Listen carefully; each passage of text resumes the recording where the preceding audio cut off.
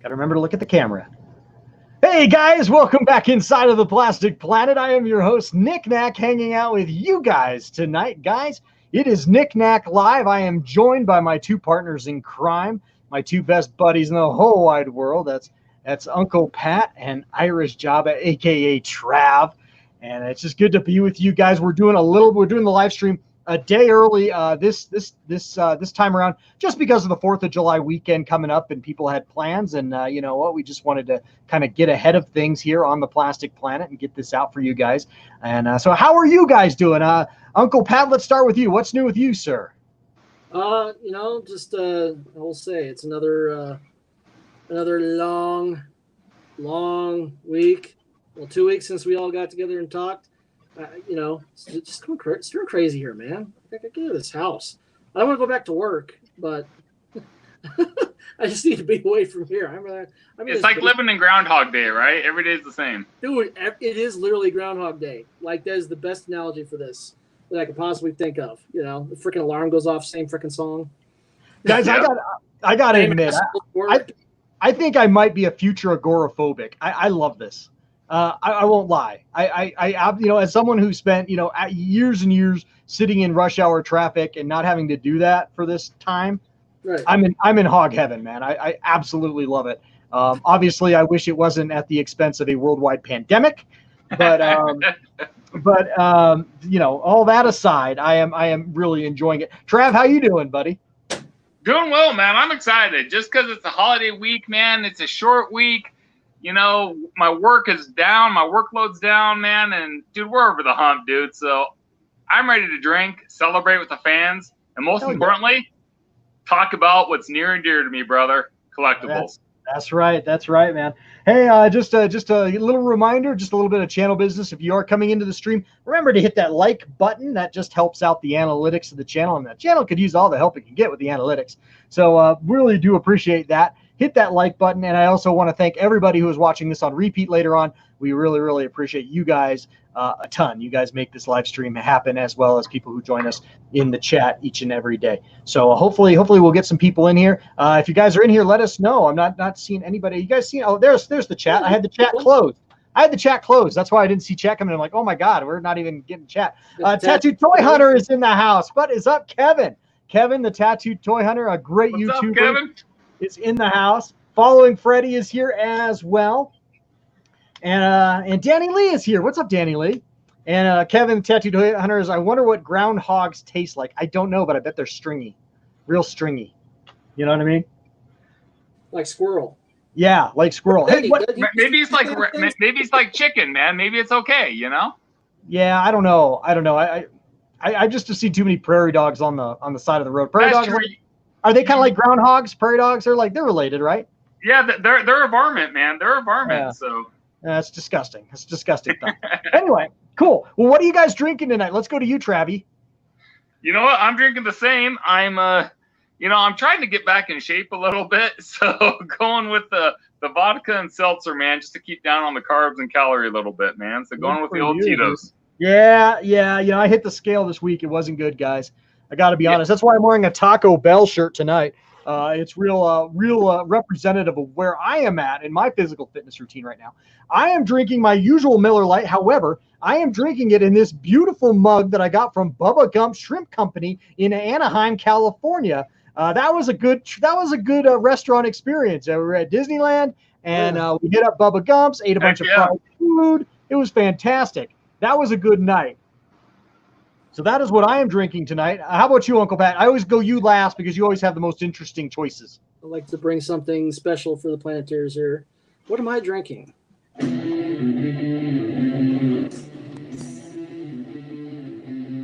The Trooper. Oh, that is awesome. That is awesome. We'll just crack that open and give it a nice. Oh, look at that. Look at that fucking spine you got there. Jesus. That's a great mug, man. Dude. Yeah, dude, you are man dicking us both here, man. That is pretty awesome, and I love the music, man. And I'm sure the copyright strike will be in my inbox after the live stream. No, that was awesome. That was awesome. Yeah. So anyway, let's get to the chat really fast before we get back into it. just to address everyone who's here early. Kev's Matrix is here. He says, Blitzwing, Jimi Hendrix, rock on, brothers. Jimmy on Blitzwing, stoked to display rocking with Bill and Ted in future. Yeah, sweet, man. And Kevin the Tattoo Toy Hunter loves the Taco Bell shirt. Ed5 is here. G'day, room. And Ed5 is, of course, Danny Down Under. He's our good buddy from Australia watching. Oh, yeah. As he is Love doing the Aussies. Yeah, we love you guys, man. We love you guys. And we're going to be talking a lot about the 4th of July and shit in this live stream. So I do apologize to all of our overseas viewers that might not be able to relate, but it is what it is. Because it is a 4th of July weekend. It's a big holiday weekend for us here. It's just festive and fun for sure.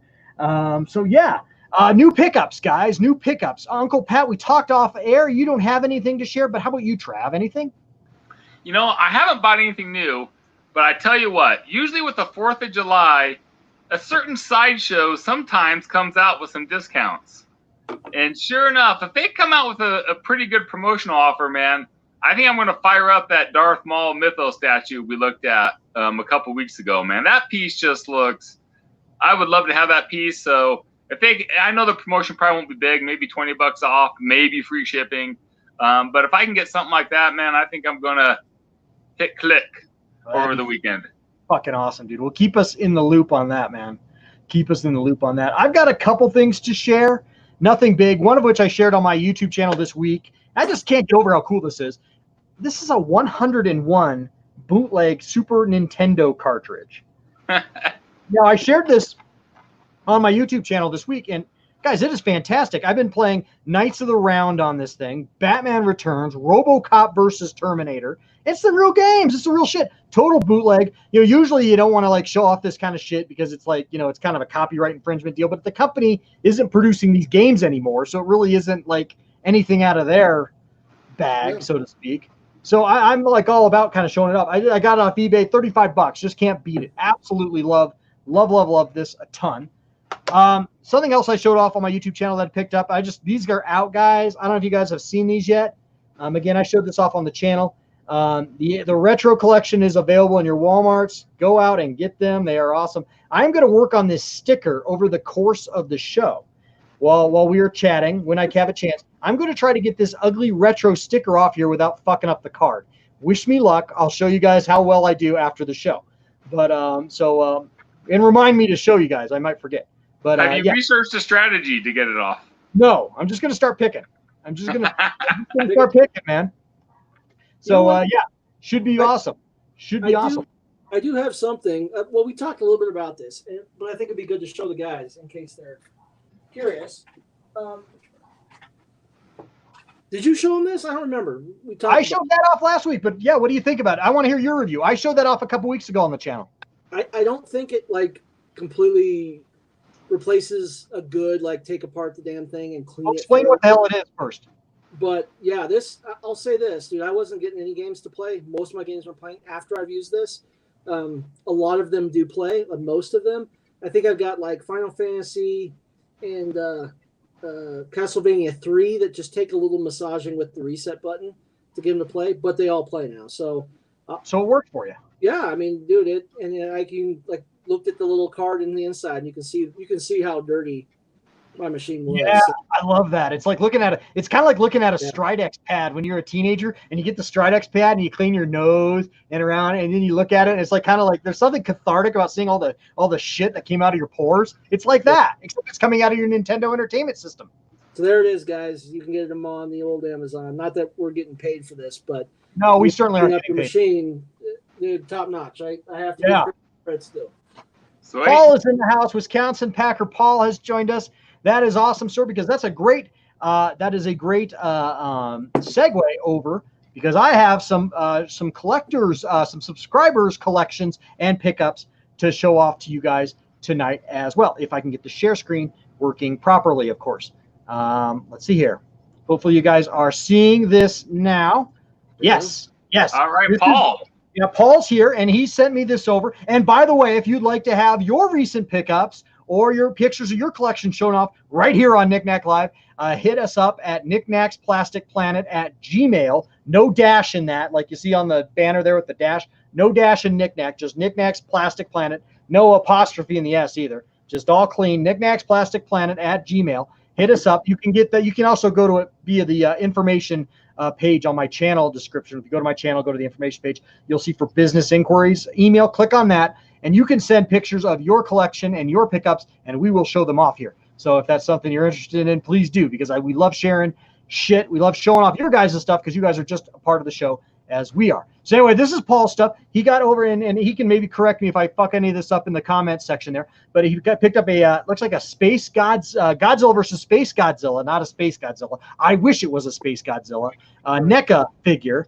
These NECA Godzilla figures are awesome. We were talking about it in Target the other day, Uncle Pat. I just wish they would come out with more than just Godzilla. Exactly. I don't understand it. I don't know if it's a licensee issue, but I would love to see a King Ghidorah, a Rodan, a Mothra, something, something besides Godzilla. Not that Godzilla isn't awesome, but I've got a ton of Godzillas. And these NECAs are great products. They really are. They really are fantastic. Well, why not? If I have to buy all these Godzillas, why not like throw in a Build-A-Figure for your, King Ghidorah and or something like that, right? Where you got all the parts and you put it together at the end. There's marketing situations here that you can really take advantage of. But I don't know. Maybe they just don't have the licensing for those characters. It wouldn't make sense. It wouldn't make sense because they have Godzilla, but who knows? Contracts are weird sometimes. So, but anyway, that's what I would like to see. But anyway, that's a great figure. He showed me that, and then that's a shelf he put together there, and it's like his '80s homage shelf, and he's got his Playmates Voltron on there, and that Playmates Voltron is actually very special because he found my channel because of that figure. He wanted to find a review for that figure. That's how he found my channel, if I'm telling the story right. So that's kind of special there. But he's also got some Pac-Man pops down there, some vintage Star Wars love. Look at that Danielson down there. He's got a Danielson. Is that a Mego figure, I think? I think that's a Mego. Or maybe that's a Remco or what? Maybe that's not Mego. But it's definitely an 80s vintage Danielson. It's not the ones that are coming out from NECA, I don't believe. So, yeah, that's absolutely awesome. And he's got some muscles. Who remembers muscles? Oh, yeah. He's got some. This is great. He's got some muscles there. He's got a fucking. Plus, I remember just having muscles in high school, but that was a different Travis, We all had more muscles back then. Yeah, we did. Those were sweet though. The muscles from the '80s, and of course he's got a fucking Grimace and Hamburglar there, and then he's got the MP1, I think, Optimus Prime. That's a sweet figure. It's huge, but it's sweet. Do you want to see see Destro? And I think that's a Hulk Hogan dude in the front between the pack. Yeah. No way. He's got a Hogan? Little Hulk Hogan figure. And Paul says the Danielson was LJN. I think that is correct too. I couldn't remember the company that did it, but I know it was an off company. I couldn't remember which one though. So that is really cool. That is really damn cool. And of course I love the Boba Fett and the Yoda there. Are those true vintage, Paul, or are those the repros that have come out? Anyway, because they're really clean looking. They look amazing. They look good. Look really, really good. So anyway, let's keep going though. So let me see. I got to stop sharing, and then I got to go back into the thing. Got to hit the next one. Well, while you're doing that, Paul also calls out that was a Larry Hama Joe comic. Larry Hama signed Joe comic in the back. Well, that's awesome. With snake eyes on it. Yeah, that is pretty sweet. That is awesome. Nice. All right, so next up, check it out. Paul, this is Paul's collection still. He managed to fire up the entire set. We did this last week, or not last week, but 2 weeks ago on Buy Squatter Pass. He fired up the entire set of Ghostbusters from Hasbro, that's new 6-inch. He's got all 4 Ghostbusters there. He's got Zool and the Possessed Dana, and of course, the Build-A-Figure Terror Dog. That is epic awesome. I love it. I love it a lot. That I actually would have added these to my collection this week, at least a couple of them. I was in Target, and they had Winston, they had Zed Moore, and they had they had Winston Zedmore. They had same guy. Sorry, same guy. So they had Winston, they had Peter, and they had Ray, and then they had the Possessed Dana. Well, I was gonna I'll just start by getting a couple of the Ghostbusters. I don't have to get them all. So I was gonna get the Peter, and I was gonna get the Winston, right, and the Ray. And then I was just like, well, just the Winston's box was kind of thrashed up. It was thumped up. And so I checked it, right? And just like make sure everything's in there. Sure enough, some butthole had taken the Terror Dog parts out of it. Oh no! I almost bought it too. That would have sucked. Yeah, then I checked the Peter's box too, the Peter Venkman's box, and he was missing part of the Terror Dog as well. And I was like, what the fuck? Why would you steal the parts out of the good figures and not like the Dana or whatever? And then my wife pointed out to me, well, honey, they probably want to get 2 Terror Dogs. Oh, that'd be cool. Yeah. I was like, that's fucking brilliant. Could you imagine how cool that would look to have 2 Terror Dogs with the Zool with like her hand on both of their heads?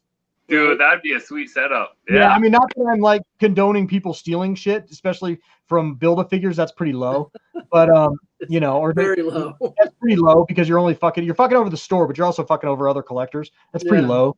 It's pretty low. It's pretty low to do. I almost bought it, dude. I almost bought it, and that would have sucked. So anyway, I mean, I'm not sure if I want to collect them all to get the Terror Dog, but I'd like to have the option, right? So. Yeah. So anyway, well, I like people like Paul that stepped up and did it, man. He just did it, man. He just did it. Yeah. So let's see here. Going back to the chat, Kevin Tattoo Toy Hunter says epic. Following Freddie says, I told you guys those new Ghostbusters figures were awesome, and Paul highly recommends them. And obviously he recommends them. He has them, and they look absolutely great. So that is cool.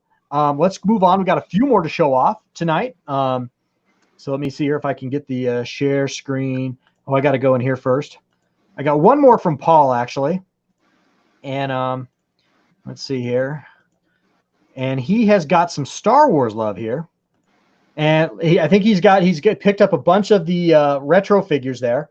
Right. He's got Yoda there at Boba Fett. I think I just answered my question earlier. They were the retro. Yeah. He's got a Lando. And then he also really recommends this Hoth Rebel Soldier. I haven't picked this up yet. That is the Black Series. Really nice. Really nice looking figure. I mean, just for a generic figure, it's beautiful. It really is. I like it, man. What do you guys think? Pretty cool. Yeah, pretty cool. Especially the retro Yoda, man. That bright orange snake is pretty damn cool. Oh, you gotta love it, man. You gotta love it.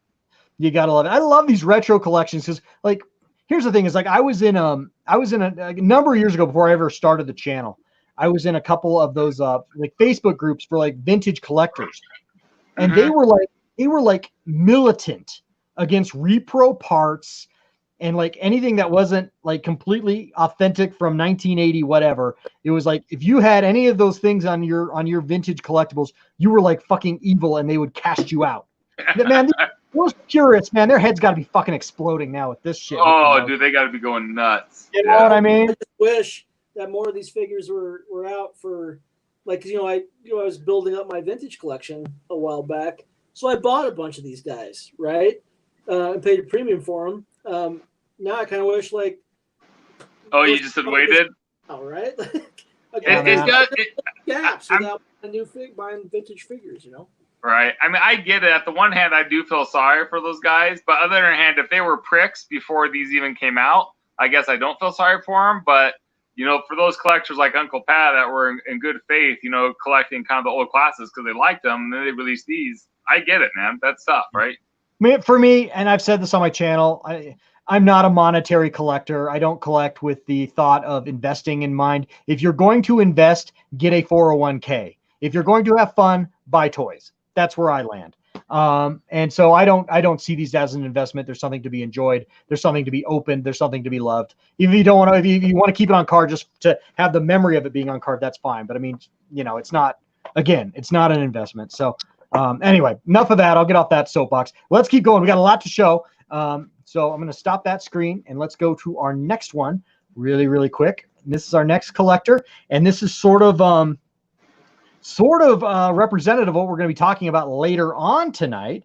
You do the share screen and share and check it out. This is following Freddie's shit, and he's got a really nice Jaws collection. Check that out. Wait, I love that scene of what's the name of the ship in the first Jaws movie? What is the name of that boat? Oh man, you're killing me. Oh man. Well, anyway, you got Bruce, the big robotic shark. Yeah. On it. Love it. Absolutely love it. Yeah, that is a great looking piece. He's also got some Funko Pop. The Orca. Ross M called it out in the chat. It's Orca. Okay, sweet. All right, cool. So anyway, that is really cool. I love that piece a lot. Okay. Yeah. Yeah, and he's got a nice looks like a nice Jaws, like just a fun piece down there, like just the shark beneath those pops. So that's really damn cool. I love that a lot. And I've got a couple more to show off. I'm sorry, go ahead, Travi. That's a fun collection, man. I mean, Jaws is just so classic, man. I mean, come on, are you kidding me? It is, man. We'll talk a little bit more about it here in a few minutes, actually. But yeah, it is really, really damn cool. So let's hit the share screen again. Yeah, there's another button right by the share screen that's leave studio. So I'd blow myself out of the studio. I keep like almost hitting it. So if I do hit it and I leave, sorry guys. So anyway, he got this for Father's Day. Really cool. That's I think that's what is that, a Rise of Skywalker Kylo Ren there. I don't know what a scale that is, but that's nice. That's really nice. That's a nice pickup. His wife, I think, got that for him. So pretty cool, huh, guys? Very cool. Yeah, no, it's always cool. It's always cool, especially when the wifeys hook you up on Father's Day. That's always really really cool. That means a lot, man. It does. It really does. Better than socks. Couple more, guys. We got just a few more to get through for pickups, for subscriber pickups. Again, you guys are part of the show, and I love showing off your guys' shit, just like I love showing off my own. This is down under Danny's. He's got a few things. He picked up, this is from Sideshow Collectibles. I hadn't actually seen this. This is from Sideshow Collectibles. This is a Ralph McQuarrie concept Stormtrooper. You guys can see the black. It comes with you can use either the lightsaber or the blaster. Very cool. I actually have a 3 3/4 inch version of this concept Stormtrooper from the early days, going back to the infancy of Star Wars. But you guys can see it is a Sideshow Collectibles. It's on the base there. It's got a number and everything. I think it's like out of 500 or 1500 or something. So very, very pretty piece. And then moving on. Let's see here. Hang on. Sorry, guys. Stop screen. And then moving on. Sorry. Share screen. He also got, check this out. He also got a couple of John Wick figures from Diamond Select. So that's fun. Cool. Yeah. Those are pretty cool. And then one more, and then we'll move on. Let's see here. Oh, this is cool. I picked up one of these as a gift for our good buddy Austin Volvo, who was on last week with us. This is really cool. Sorry, guys, just takes me a second.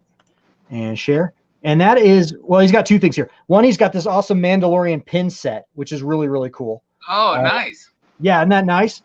And then he also has a Wolverine from Marvel Legends, and I think those are like almost, I think those are 1/6 scale if I'm not mistaken. So that's really cool. So yeah, so there's nice subscriber pickups there.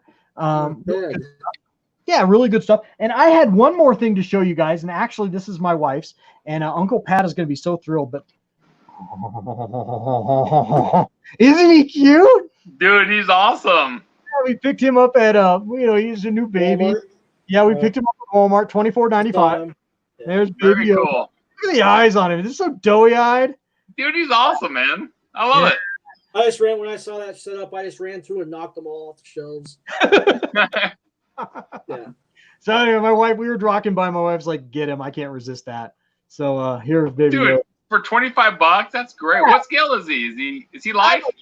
I don't know if he's life size or not. I have no idea what scale he is. Yeah, he looks like you're holding a baby. Kinda. Yeah, kinda. I don't know. He's like close. He's like close to 1/1 scale. He's close to it at least. Definitely between 1/2 and 1/1. But yeah. That's really cute. So anyway, Baby Yoda. We got Baby Yoda in the house. Let's see here. Let's get back to the chat here. Let's see here. Danny Down Under says, all these figs you guys are talking are not down here yet. I have the Jaws figures on pre-order. Are they NECA? I'm not sure. I don't know what those Jaws figures were. I don't know if they were NECA or Diamond Select or not. And then Paul says, I just watched all 3 John Wicks last week. Very awesome. And yeah, Down Under Danny says, I want a John Wick Hot Toys. I don't know if they make one. I haven't actually looked into that myself. Yeah. And then Danny Lee says, I got the Mattel Baby Yoda also. it's awesome for the price. Yeah, it's just fun. It's just a fun, dumb little piece there. But yeah. So anyway, that is subscriber and pickups for this week. And let's get to my favorite part of the show, and that is buy, squat, or pass. And I've got a bunch of shit to show off to you guys tonight, and to get the verdict on whether or not these things are worth your buying dollar, or whether we would buy them anyway. And the first item I want to show off to you guys tonight is something that is sort of controversial. And let's see if I can't pull this up. Is it pulled up? There it is. You can see it. Yeah, sorry, I got pulled away from the screen. This is the Hasbro Pulse Vintage Collection Carbon Freeze Chamber. And this is 3 3/4 inch scale. Other YouTube channels have kind of, at least another YouTube channel that I can think of, has sort of done a rant video about this. I've heard some other opinions that were less than positive about it. I haven't weighed in on it yet, though, guys. And I got to say, I kind of like it. It's retailing at $49.99 or $50. You know what? You get 2 of them for $100, and you could put the whole thing together, and it would take up a lot of real estate. But I kind of like it. I don't know if it's flimsy plastic. I don't know what the construction is on this, but I've always been a sucker for the carbon freeze chamber. I think that's a hard environment to lock down into a playset mode, playset kind of environment. I think the only time that's really been successfully done was with the Kenner Micro Series back in 1982. I don't know. I kind of like it. What are your thoughts there, Trav? You're jumping to get in. I like it, man. I like it because I was gonna say it, dude. This has never been done, but obviously it was done once with the micro, but I can't imagine it being done well, man. Dude, I like it. So it's the first 3 3/4 inch scale, of this environment. I think that's damn cool. I think Kenner did one back in the day, and I don't think that was okay. I don't think that thing was. At least this thing makes an attempt at scale accuracy or film accuracy. I mean, they might just have the just the end part of the freezing chamber, but never the whole thing like this. I think that's cool, man. Yeah, maybe, I don't know. Maybe I'm smoking crack. I don't know. I think it would depend on like the construction of the plastic. Like if you get this and it's all like fucking styrene, that would suck. That would suck. But if it's like a solid plastic, I don't know, man. I kind of like it. I don't know. Is it worth $50? I don't know. But yeah, if you collect the scale, right? If you collect the 3 3/4 scale, I think this would be a dynamite piece to have. I'm a squat just because I'm not collecting that scale right now. But I love the piece, man. I think it's great. Something unique. I'm a firm squat. I'm not buying very much 3 3/4 inch. I'm not displaying any 3 3/4 inch right now. I'm a firm squat, but I've always wanted to have some kind of like diorama environment to have Luke and Vader fighting in. And what else is better than this?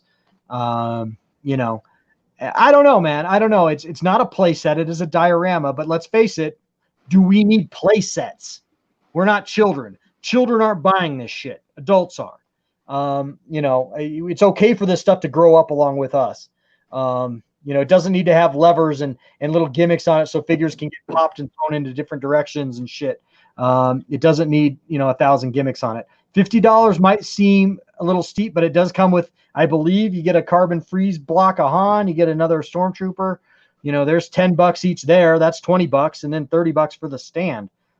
Seems like legit to me. How about you, Uncle Pat? Hard pass. And I'll tell you why. Yeah, it looks pretty, but given the stuff I've bought, like for example, another $50 playset, which was the Jabba the Hutt playset with the Han Solo carbonite piece, which retailed I think at $50, and it was in the vintage collection. I bought it at $20. This is a $20 piece. If they sell this at $20, I'll pick it up without a doubt. But it's way overpriced, and it's a bit. I mean, looking in the chat, I see Paul's echoing how I'm feeling. It's just I get pissed off because this is like, what's $50 there? What is $50? That's a bunch of flimsy ass plastic, and I see shit that will break if you mess with it too much. Like you said, it's a diorama. So, and I don't need action features, so that's fine. And it looks all right. But $50, those fucking lights on the steps better light up, but they don't. So, they don't. Right. They don't. So I think that's where I'm coming from. Is like, you see these things come out, they release these things, like they slap, a vintage label on it, and we're supposed to get all wet. I mean, here's my money. Fuck you, Hasbro. Seriously, like for $50, I demand a hell of a lot better than what I'm seeing here. Especially go ahead. Now, if it was two pieces, right? If it was the full thing, full play set, right? Like, so we could totally recreate that scene, right? Came with a couple stormtroopers. I think it does come with a couple stormtroopers. Throw in like maybe 4 stormtroopers. It totally comes together. All right, $50, I'm down. And I get that this stuff costs money because not a lot of people are buying it. But dude, $50? I mean, let's just say we were all back in the day, right? I would even be hard pressed, $50 for this, considering what we paid for like a fucking AT-AT, right? When those AT-ATs came out originally, and we were paying $100 for an AT-AT, but that was an AT-AT. That was big.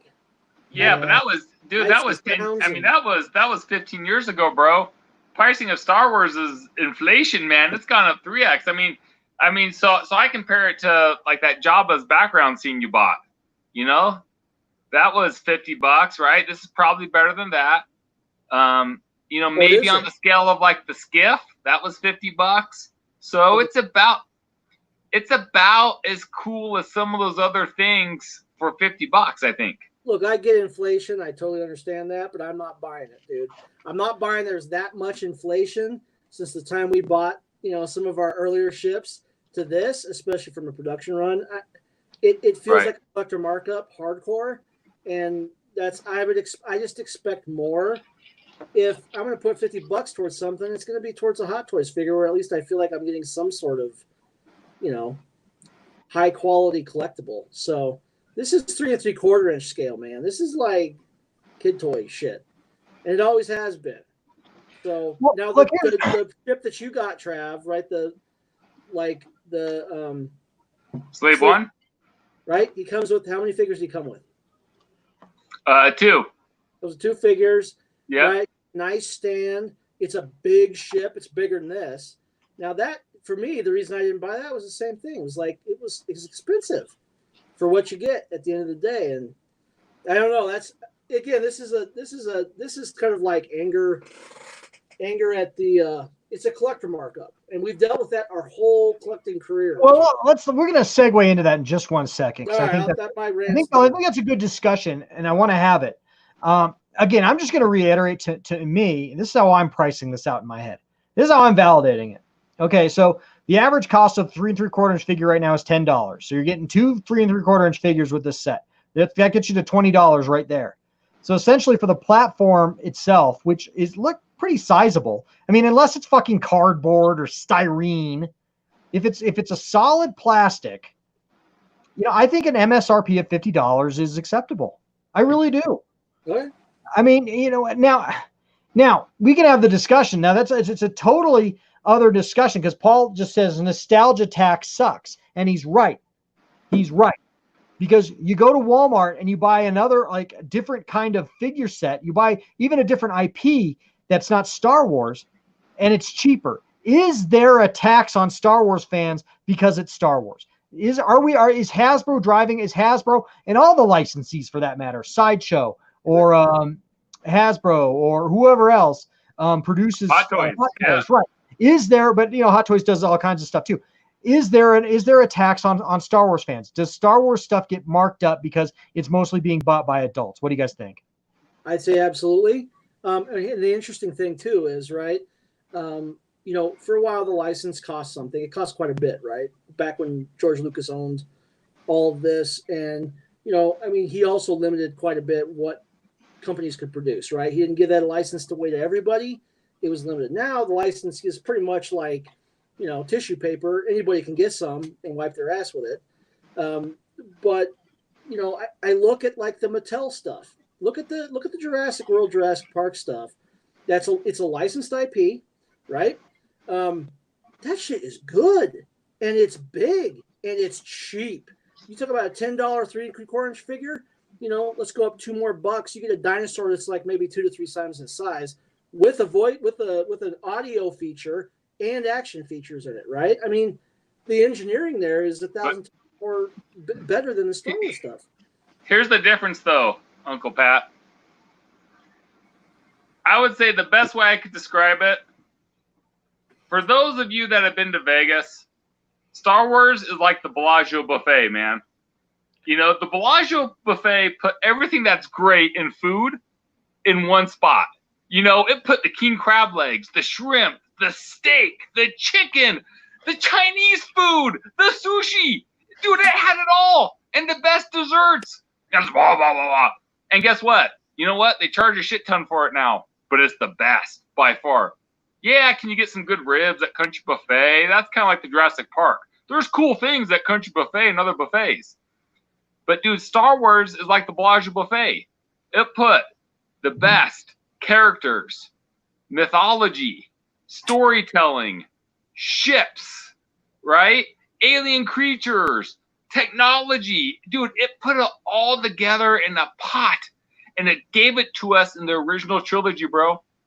And no one else has come close to that. Dude, Jurassic Park is cool. I love it. I absolutely love it. But I love other buffets. I love eating at Domino's. It's good stuff. But dude, it's not the Bellagio buffet, bro. It's not the Bellagio, and that's why it's higher. That's opinion, though. Because the difference between using the Bellagio reference, right, is you can have a quality of seafood and food that everybody's going to have to more or less agree is like high quality. But when we talk about these things, you said, you know, well, Star Wars is so much better. It's not, though. I mean, dude, there's people that are more Jurassic Park, like my son. You know, if you gave him Jurassic Park and Star Wars, he'd be like, take that Star Wars. But I'm talking our generation, bro. Generation X, all of our people. And the market's proving that out. The market is proving that out. And even the reaction to the latest Star Wars movies, whether you hate it, whether you love them, right? It's like divided 50-50. But just the strong reaction, bro, shows it's because of the love. It's because of the cold heart. And I bet you, you know, if we took a poll here today, I bet you Star Wars has the most votes. Dude, there's a lot of cool stuff, and I love them all. I love Transformers. I love them all. But, dude, Star Wars put it all together, bro. The story, I mean, dude, I'm your father, the coolest ships, the Force, the Yoda, Emperor playing his tricks. No one has come close to that storytelling. Let's just say that Star Wars is the best thing ever made, which I firmly disagree with. But let's just say it's the best, and everybody loves it the most. You're still sending out a product that's inferior to multiple other products on the market. Right? So then what you're saying is absolutely true. That's 100% a nostalgia tax. It has nothing to do with, like, you could put a turd in a package that smush it like it looks like a Jawa and say it's a Jawa, and then you're going to charge $10 for it. Again, as a consumer, I think we all have to be smart enough to go, you know what? I'm not paying for this crap because it's crap, you know, and complain about the price point, because I think it is absolutely, like you said, they know that there's people out there, which I think is the reason we've got the trilogy, the sequel trilogy, whatever the hell you want to call it. Right? There's people out, they knew that if they just put something with Star Wars on it, it would make billions of dollars. Everybody go buy it. Here's the packaging. Here's about 1,000 rays. They just thought that people would go, oh, it's Star Wars. Here's my money, right? But we didn't. And I think that's the kind of point, is like, as consumers, we have to speak with our money. And I think it's a bit insulting to put a price point of $50 on that chintzy-ass piece of plastic just because it looks a little bit better than the previous chintzy-ass piece of plastic we used to get, which were still overpriced. I mean, you know, given we've gone from, like, you know, a couple $1 figures when we were kids to figures well over, you know, $10 with not that much value in it, right? So I totally see what you're saying, but I think that's what it is. They think that they can give you a Luke figure, and then as long as it looks enough like Luke, you're just going to hand over your coin, no matter how shitty it is. Well, I'll just intervene in here. I will agree with Trav that Star Wars, the original trilogy at least, is definitely premium seafood. Dude, Wagyu Buffet has steak and Chinese food, man. It's everything, brother.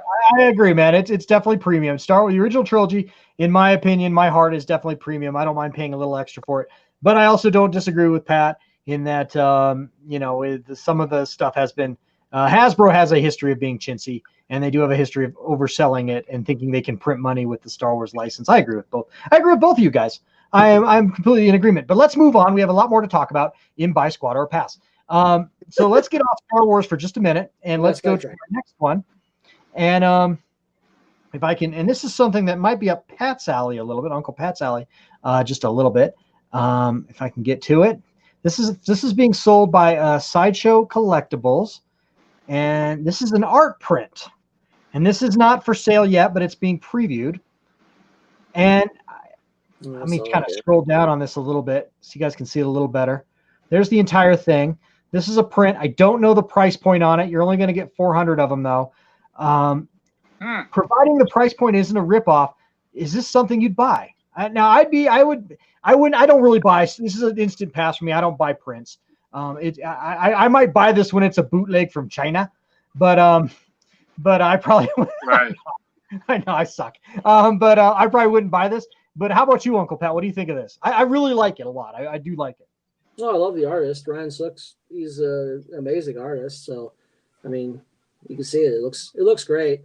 No, I would pass. And it mainly, I mean, I love Superman, but I don't know. I'm more a Batman guy. I've always been that. And again, to the point, dude, I've got so many prints and posters and like, I don't have enough real estate to put this stuff up. So we're going to box somewhere, unfortunately, and that's no good. But I mean, it's great looking though.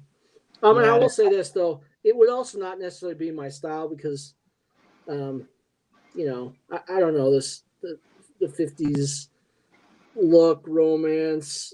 I mean, I get what he was going for there, but not my favorite of the Superman years either. So I don't know. Yeah. How about you, Trav? Dude, I love it, man. I think it's great. What's funny is I'm kind of the opposite of Uncle Pat in the sense that I have more wall space than any other space to put figures or anything else.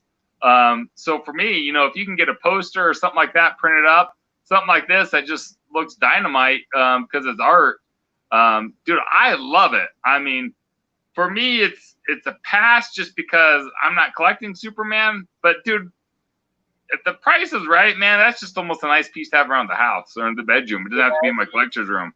It's beautiful. I really like I don't know what it is about Lois's hairstyle there, but Uncle Pat said 1950s. That looks almost like 1980 with the bangs there. Like that's how girls like wore their hair when I was in high school. I don't know, something about it's kind of hot. But that aside, I dig it. I like it a lot. It's probably a pass for me as well. I don't really collect, like I said, I don't really collect prints, but I didn't really like this one. It just really kind of epitomizes classic Superman, and I think it's good shit. So, but anyway, I digress. We'll move on. We'll move on to our next item in Buy, Squat, or Pass. And what do we got next? Oh, here's a good one. While we're on the DC era stuff, this is a Bandai figure. This is a 1989 Batman. It's a Bandai figure. It's $72. It looks like it's articulated, maybe. Yes, I believe so. Very much so, yes. I don't know how big he is. And it's supposed to be after Michael Keaton? Yes, this is Michael Keaton Batman. Yeah. We got some accessories there. What do you guys think of this? $72, so it's not real expensive. I don't know how big it is, though. I wish I had in the details. I saw it. It was 5.9 inches. Okay, so it's about a 6-inch figure. It's like a Black Series figure or a multiverse figure. It's a very expensive multiverse figure. Yes, it is. Yep. Buy, Squat, or Pass, Trav? That's a pass for me. It's probably pretty damn cool, and I love that it's after Michael Keaton. It actually looks a little thin. Like his articulation looks pretty good and everything. But for some reason, overall, his dimensions just look a little thin to me. Maybe not once you see him in person. Probably a pretty cool figure, but man, for me, it's a pass. And that's a high price point for a figure, 6-inch scale for sure.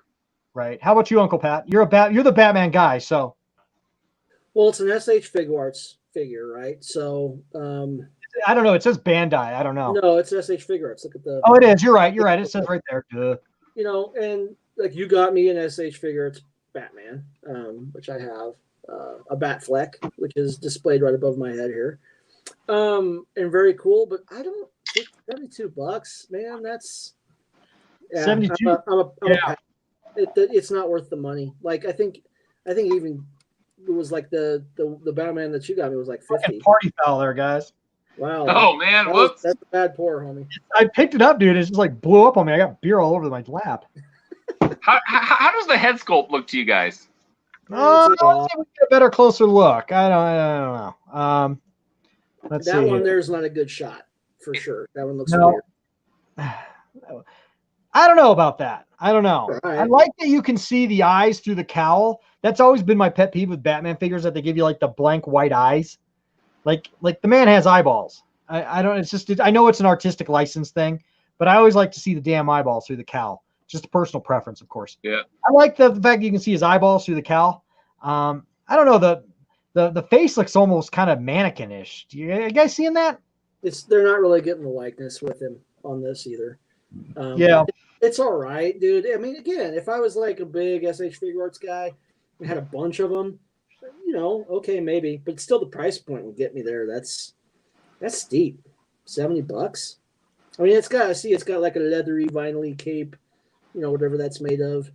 Yeah, it's got great detail. And I mean, those HS Fig Arts, I've got 2 of them, and they are superposable, really cool figures. They really are. But again, you know, how much of that is also import? You're always an import tax too? Yeah. Import plus nostalgia plus. Mm-hmm. Right. Yeah. Hey, we've been neglecting the chat. Let me hit the chat just for a second there. Paul, going back a little bit ago when we were talking about Star Wars. Honestly, I'm putting my money into almost everything but Star Wars right now. It's not exciting anymore. Following Freddie says, I can't help it. Star Wars has always been a big part of my life. It's hard to stop. I agree, man. I agree. Let's hear. Ed5 says they must be having technical trouble 30 minutes late. I don't know. I hope he's not talking about us.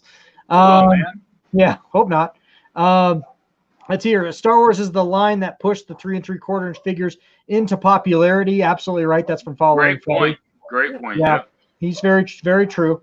Paul says, I love Star Wars, but there are so many other IPs that are putting out better things right now. I can't argue with that point either, though. That's fair. Yeah. Following Freddie says that Batman has my curiosity. Dan Under Danny Ed5 says, I have a huge Wonder Woman collection, Freddie. Can't wait to move so you can see all my entire collection. Yeah, Danny Down Under has a pretty awesome Wonder Woman collection. And following Freddie says, I would have to see that Batman in person to decide. And Rob Just a Fan's in the house. And yeah, we miss you, buddy. Thanks for joining us tonight, man. It's good to see you. So anyway, just real quick, I wanted to bounce something off you guys. So rumors are that speaking of Michael Keaton, he's coming back. Rumors. What do you guys think? Have you read anything? I haven't read a ton about it. Maybe a Batman Beyond project would be awesome. Maybe. I don't know. What are you guys' thoughts? Trav? Yeah, because they're still having Alex Patterson, right? He's still doing the next movies, Robert right? Patterson. Yeah, supposedly. Yeah.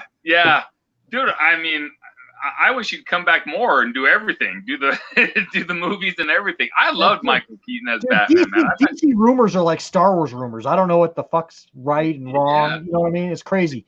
And we're going to talk Star Wars rumors here in a minute. Right. But, Christian Bale was probably my favorite Batman, but Michael Keaton, man, he was right up there. He's probably second favorite, and it's a close one for me. I like him, man. So if he is coming back where there's an option for it, I think that's nothing but good for the superhero we love, Batman. Yeah, I agree. Michael Keaton and Ben Affleck are my 2 favorites. How about you, Uncle Pat? What do you think about Michael Keaton coming back? Maybe. Well, I'll go against the grain again, I guess.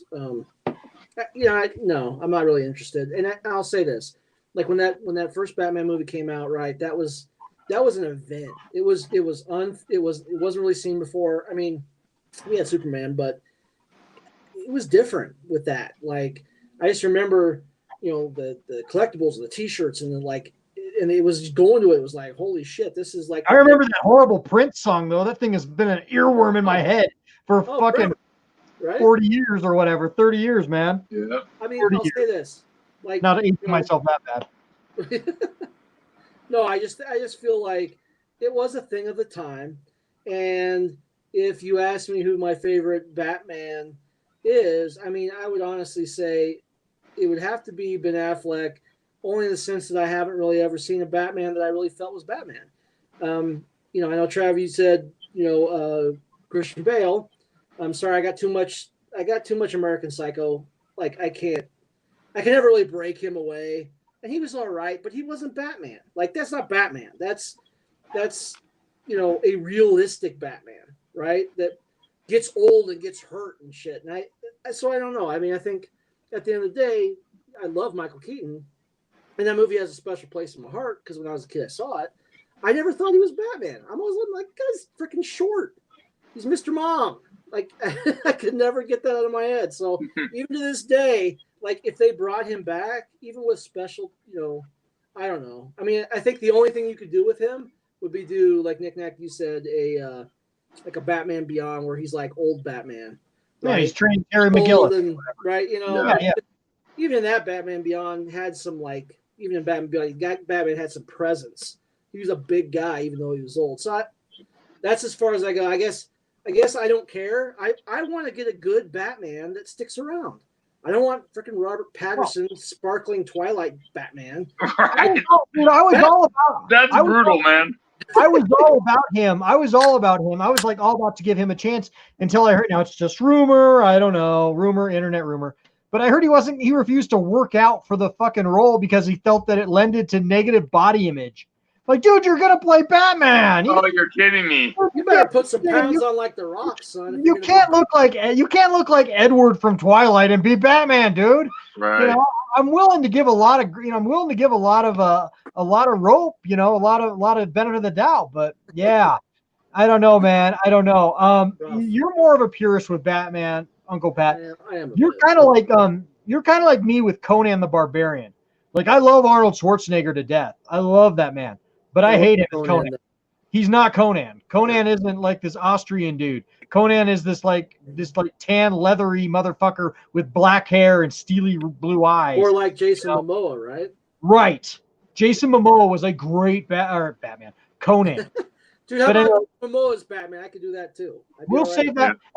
As Maz Kanani would say, we'll save that discussion for another day.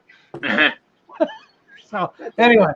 Let's move on. We have a couple more things to show off in Buy Squatter Pass, and let's do our next one right now.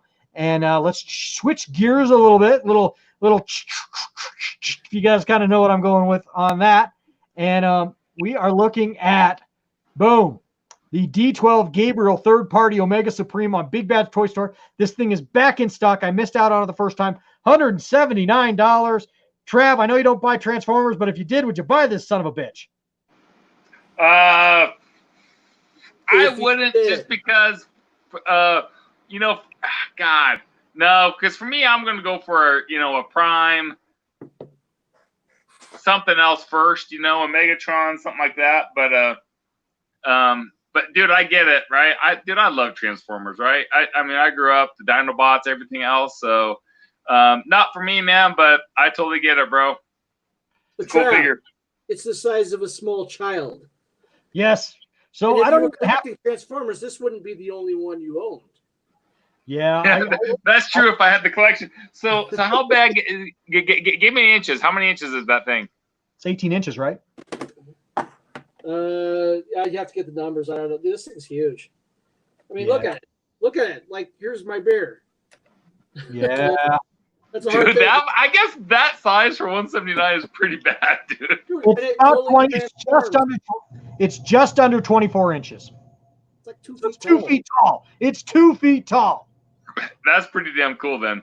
It has light-up features too, Trav. It's not just it's not just a pretty face. Not only that, it's not just pretty face. he's got his cannon over here that lights up. Oh. Dude, this thing's amazing. It looks like they did it pretty well. And remember, it totally transforms into pieces. Like if you scroll through Knick-Knack, it transforms into the stuff that we saw, like like the original one did. The rocket ship with the track and the tank on it and all that business. So yeah, Uncle Pat, real fast, what does it come? Does it come transformed in robot mode? It is in robot mode, Knick-Knack. That's good to know. All right, so obviously I have to skip Uncle Pat because he's bought it. I had this pre-ordered last winter, and I actually got you onto it, and I was going to buy it, and then like Christmas got the best of me. Christmas got really expensive this year, and I had all kinds of Sideshow Hot Toys hit, and I canceled this. This is probably I am like so close to hitting the button and buying this damn thing. I really want it. I don't know if I have room for it. I've got a serious real estate issue over here with my Transformers. So that's the only thing holding me back. That's a lame excuse. That's a lame excuse. That's a lame excuse. Holding me back. It is. I'll say this, Knick-Knack. Yeah. Like probably of looking at all of my Transformers, this is the one I'm most glad I purchased, and I purchased it at the higher price point. That price point was even still, it was like I thought it was $179. I thought it was $179 when you bought it. It wasn't $179 when I bought it. Really? You got the credit card. You got the credit card statement, but I swear I thought it was $179. No, it was higher at the time. They discounted here, so like I paid well over $200. I don't know if it was $279. It might have been a little less than that, but it was well over $200. So the best price I've seen. And that's the only reason why, man. I mean, like if you loved the Mega Supreme, and I always did as a kid, I always wanted to have him. I don't think you're going to find a better one at this price. Also, completely transformed in bot mode, which is where you and I both want them. Yeah. I don't want him set up as a train set. I already got a train set. Exactly. So Knick-Knack, I'll make a deal with you, man. You fire that up, I'll get the Darth Maul missiles. We're bargaining, huh? Yeah, just like the old days, man. I love bargaining. So if I buy this, you'll buy the Darth Maul Mythos. Yes, sir. All right, man. All right, sweet. I will buy this. So I will buy it. Cheers, everyone. Cheers. The bargain. Bad financial decisions. Cheers. Cheers.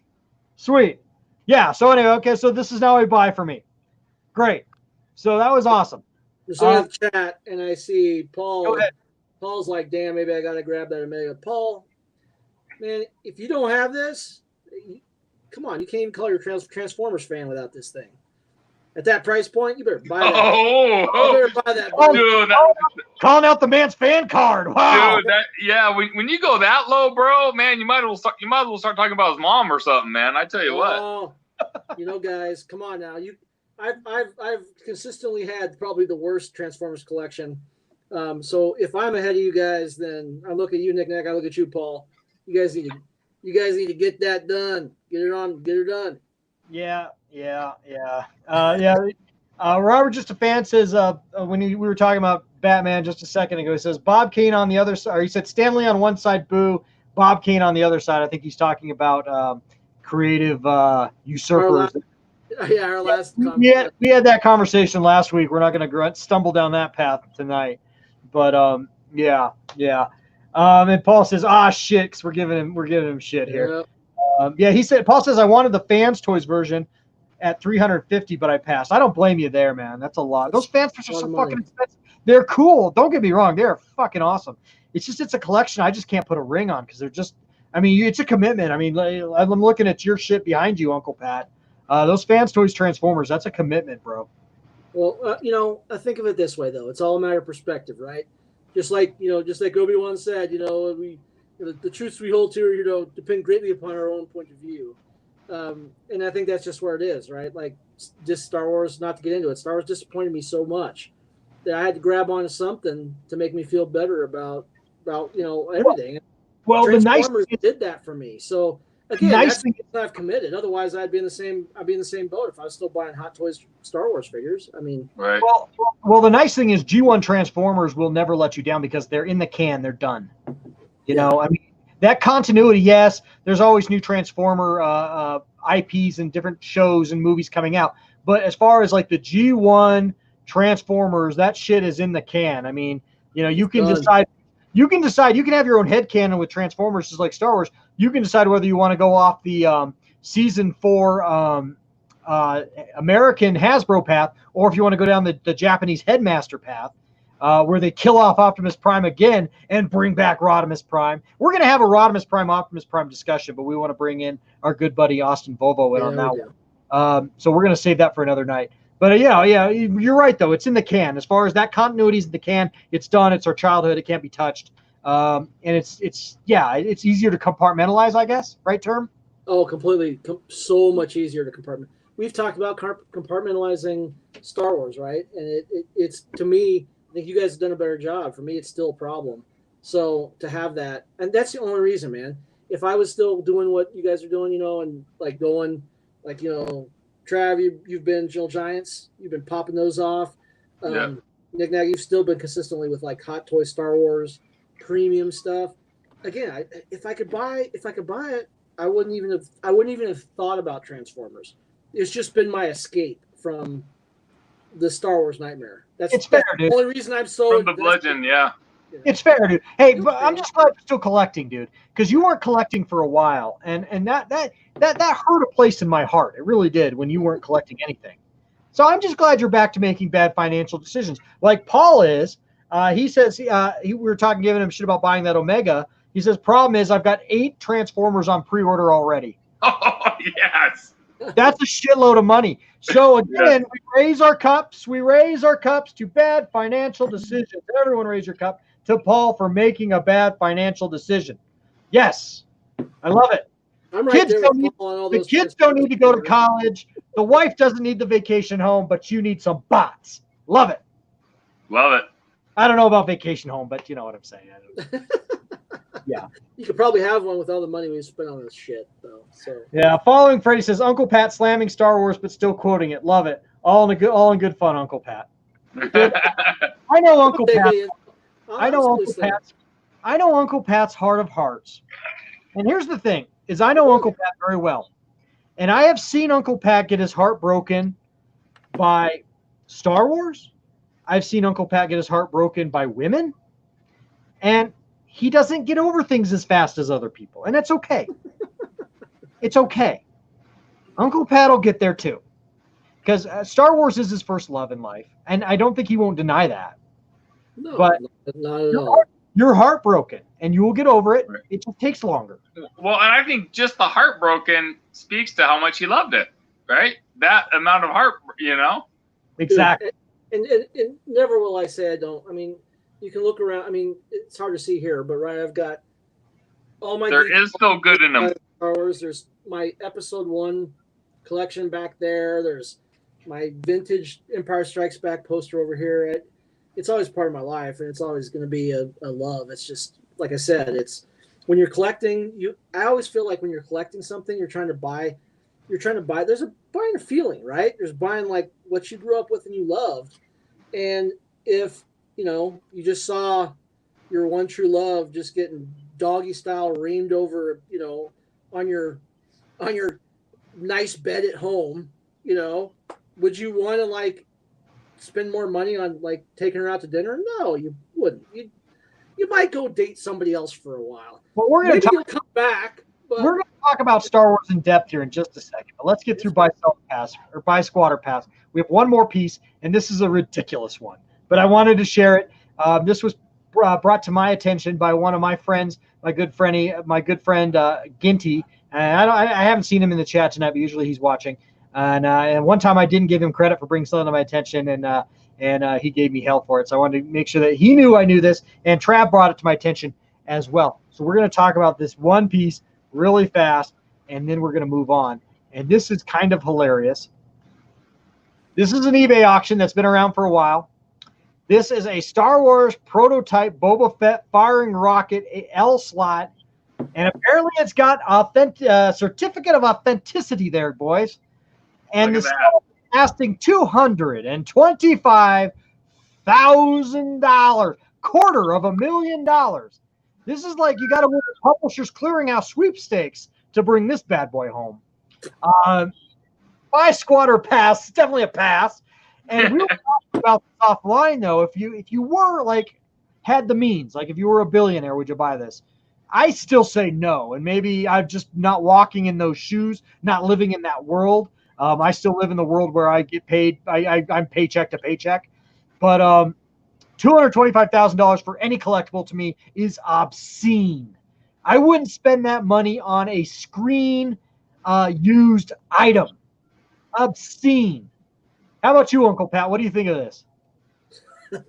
I think whoever buys this is a jackass. Here I have my remake of the Boba Fett with the firing rocket, right? Which is, it's a little different, but it's. I mean, what are you paying for? You're paying for some uncolored plastic that was ultimately a rejected idea because the rocket was something that could literally choke a small child, and probably would have. So they were right to get rid of it. There's so many like stories about that, whether it was produced, not produced. Was it like a choking hazard? Well, there was like a concern because some kid like shoved a Battlestar Galactica missile up his nose or something. Yeah, something crazy. I mean, just look at it. Story. But again, it's like we got a Boba Fett. I don't know, man. For $225,000, even if you're a multi-billionaire, I still think you're a jackass. I think it's that money. I wouldn't be. Think of how many Hot Toys figures you could buy with $225,000. I think it's obscene. With that kind of money, if you have that kind of money, you could build somebody a house and change their life for their entire family. I think it's obscene. And I don't mean to sound like I don't mean to virtue signal there or any shit like that, but I'm sorry, guys. There's like limits. There's limits to what I'll spend on a collectible. Well, think about that though. I mean, really, it's a very good point. We're normally talking about. I'm getting kind of like been out of shape about a $50 piece of plastic, right? That's 1,000 times smaller, and we're talking hundreds of thousands of dollars. Like, I could almost pay off my mortgage with that. Like, that's life-changing money, and that's life-changing money right there. I could pay my mortgage off with that. Yeah. So, nah, man. How about you, Trav? Travi, give us your perspective. Dude, right? It's crazy. $225,000 for that. Here's a question I'd love to ask the chat and you guys. So let's say you couldn't sell it. You couldn't sell it. Your kids couldn't sell it. You can never monetize this piece. And you had the choice. You could get this piece in your collection, right? Right. Or have $5,000 that you could just spend on other items of your wish in your collection. Again, you can never monetize either of them, right? So it's best piece versus $5,000 worth of Hot Toys or whatever it is that you collect. Easy. What would you rather have in your collection for a fraction? I'd take the $5,000. Now, right, if I could get this and then sell it for let's say something like 100,000, yes. But if you take all monetization considerations out, yeah, I would take the $5,000 to spend on other items. Like I would rather have like a life-size Darth Vader than this thing. Any day. I mean, and the life-size Darth Vader is the quintessential figure collectible for me, right? I think it goes for $10,000, but still. Easily for me, that's like my life grail. I'll never probably achieve it. Having a good life-size Darth Vader. Right. Not like a fucking mannequin and like cosplay shit. I mean like a good one. You know? How about you, Uncle Pat? Trav's question: $5,000 or the piece of plastic? Well, always the $5,000. That's easy. I mean, at the end of the day, we're all collectors, but we still live in the real world, man. I got bills to pay. No. $5,000 worth of other collectibles that you get to choose. Neither way do you get the money. Oh, well, yeah. I mean, obviously the $5,000, because that goes a lot further. I get more collectibles. I get more collectibles that way, Trav. And I can sell them to feed my, all my children. And yeah, I just want to close out this window. I am paranoid I'll accidentally click buy it now. Like, I even hate having this window up. Like, let's just close out this window before something bad happens. Yeah, I just closed it out. Get rid of it. Like, yeah, I've been drinking Miller Lights there, Knick-Knack. Someone sent me that link. Someone sent me that link on my phone, and it's so much easier to like accidentally hit shit on your phone. Right. I was so paranoid, like swiping over it. I was like, oh fuck, because like once you hit buy it now, it's like a legal fucking binding contract almost. Well, I'm sure you could get out of it, but God, it'd be a headache. Dude, if you didn't pay for it, all that would happen was you get maybe downrated on your eBay. I don't know. That's true. Yeah, I would take the negative. I would take the negative rating as opposed to, honey, we need to sell the house because in 2 weeks we'll be broadcasting from a Knick-Knack van, instead of the Plastic Planet, I don't even have the van anymore, guys. I sold the van. So I'd be fucked. The van down by the river. I'd be fucked. Yeah. So anyway, let's go back to the chat real fast. Let's see here. Danny Lee says hard pass. Robert Just a Fan says meh. No. Danny Lee says you'll shoot your eye out. I think that might have been a possibility. And Ginty is here. So Ginty's in the house. And Ginty showed me this. So I gave credit where credit is due, bro. You can't give me shit. Yeah. And so did Trav. Trav pointed this one out as well. And my brother passed it on to me, man. So let's make it the headlines. So shout out to my brother. Yeah, we owe Jerem a shout out. Your brother Jerem. Paul says I'm a squat on that. I think he was joking about the Boba Fett. I'm not sure. Let's see here. Robert Just a Fan says, LOL, totally feel you, Uncle Pat, talking to you, Luke. I think he's talking about Pat's feelings about Star Wars. And So following Freddie does say, he says, and Fett went out like a chump, but supposedly he survived it. He's talking about Boba Fett's experience in the Sarlacc pit. To give you guys an update before we move on, I have gotten this far on squeezing off that retro sticker. Ooh, it's coming off. As you guys nice work. Yeah, nice I've been peeling it a little bit when I have the chance. Of course, I'm also operating the switchboard here in the Plastic Planet, so I do have to multitask a little bit. I love doing this part of the live stream. It really takes me back to my radio days. It's fun. I actually ran the board for NHL games for like 2 weeks, and then I quit. And they didn't pay me, fuckers. But anyway, Why'd you quit? I got my current job. I started my career with my current company, and I quit the radio station, and they didn't pay me for my last week's worth of pay. And don't you remember, you were with me, Trav. We actually ran into the station manager at CB and Potts, which is a brewery. And I got in the guy's face about it, and he was a fucking little prick. Anyway, that's not here nor there. Anyway, talking about the time the radio station stiffed me out of like $60 worth of pay. But anyway, and that was a lot of money back when you were in your early 20s, though. Yeah. Toy Mafia is in the house. What's up, brother? Toy Mafia is here with us tonight. I love it, guys. We're up to about 14 people watching right now. So thank you, guys, everyone out there watching us tonight, as we take a little bit of a segue here, as we move on from the collectible portion of the show. And now we're going to move into more of the pop culture realm. And we're going to kind of be piggybacking off of what we were talking about earlier tonight. Now, this is probably bullshit, but it's bullshit that like warmed my heart. And I don't want to get into a rant session. I don't want to get this into like a let's, shit all over Star Wars sequels, because I think all of our feelings are pretty well known on it. All right, hold on. 1 sec, Knick-Knack. What are you doing? Oh, he's muting. I don't know. Why did he mute himself? Oh, unmute your ass, dude. So we don't get into a rant session, right? Oh. I figured I'd do it for you. I was like, what the hell are you doing? I'm just trying to keep it sane here. But anyway, there is a rumor, and some very large YouTubers have talked about this. I'm not going to say which YouTubers because I don't want to give out too many props. But there are rumors that inside of Lucasfilm, there is 2 factions, one of which is rebelling against Kathleen Kennedy, who only has a year left on her contract. She's supposedly out in 2021. And again, this is all grain of salt, probably bullshit. But there are rumors that there are groups within Lucasfilm that are seeing, and with Disney for that matter, are seeing that the sequel trilogy is not a moneymaker, that they aren't selling collectibles. No one cares about those movies. It's actually... It's a real downer on the franchise. Do you guys remember the movie The Beach? We're gonna talk shark movies. Oh yeah, dude. Yeah, I remember The Beach with Leonardo DiCaprio. Uncle Pat, do you remember that movie? So I went on that. I saw that movie on a date way back in the day, back in 2000. And the movie's about a bunch of rich kids from all over the world, and they're all kind of privileged kids, and they go to this island, basically this isolated island. I think it's in the Indonesian island chain, and it's beautiful.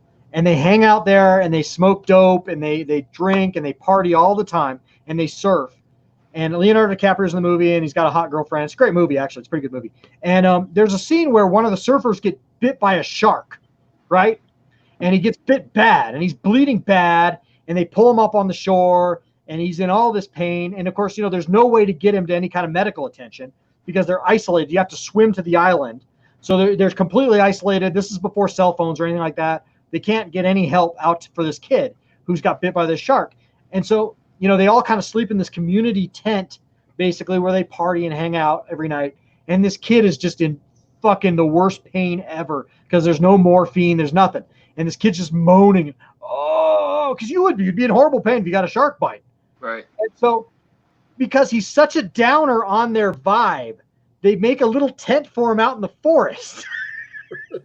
And they make him live out there, so he doesn't. So then they start partying again. So they kind of forget about him. They take him out food 3 times a day and check his wounds 3 times a day and dress his wounds. But other than that, life goes on the island, and they got rid of this giant buzzkill wet blanket.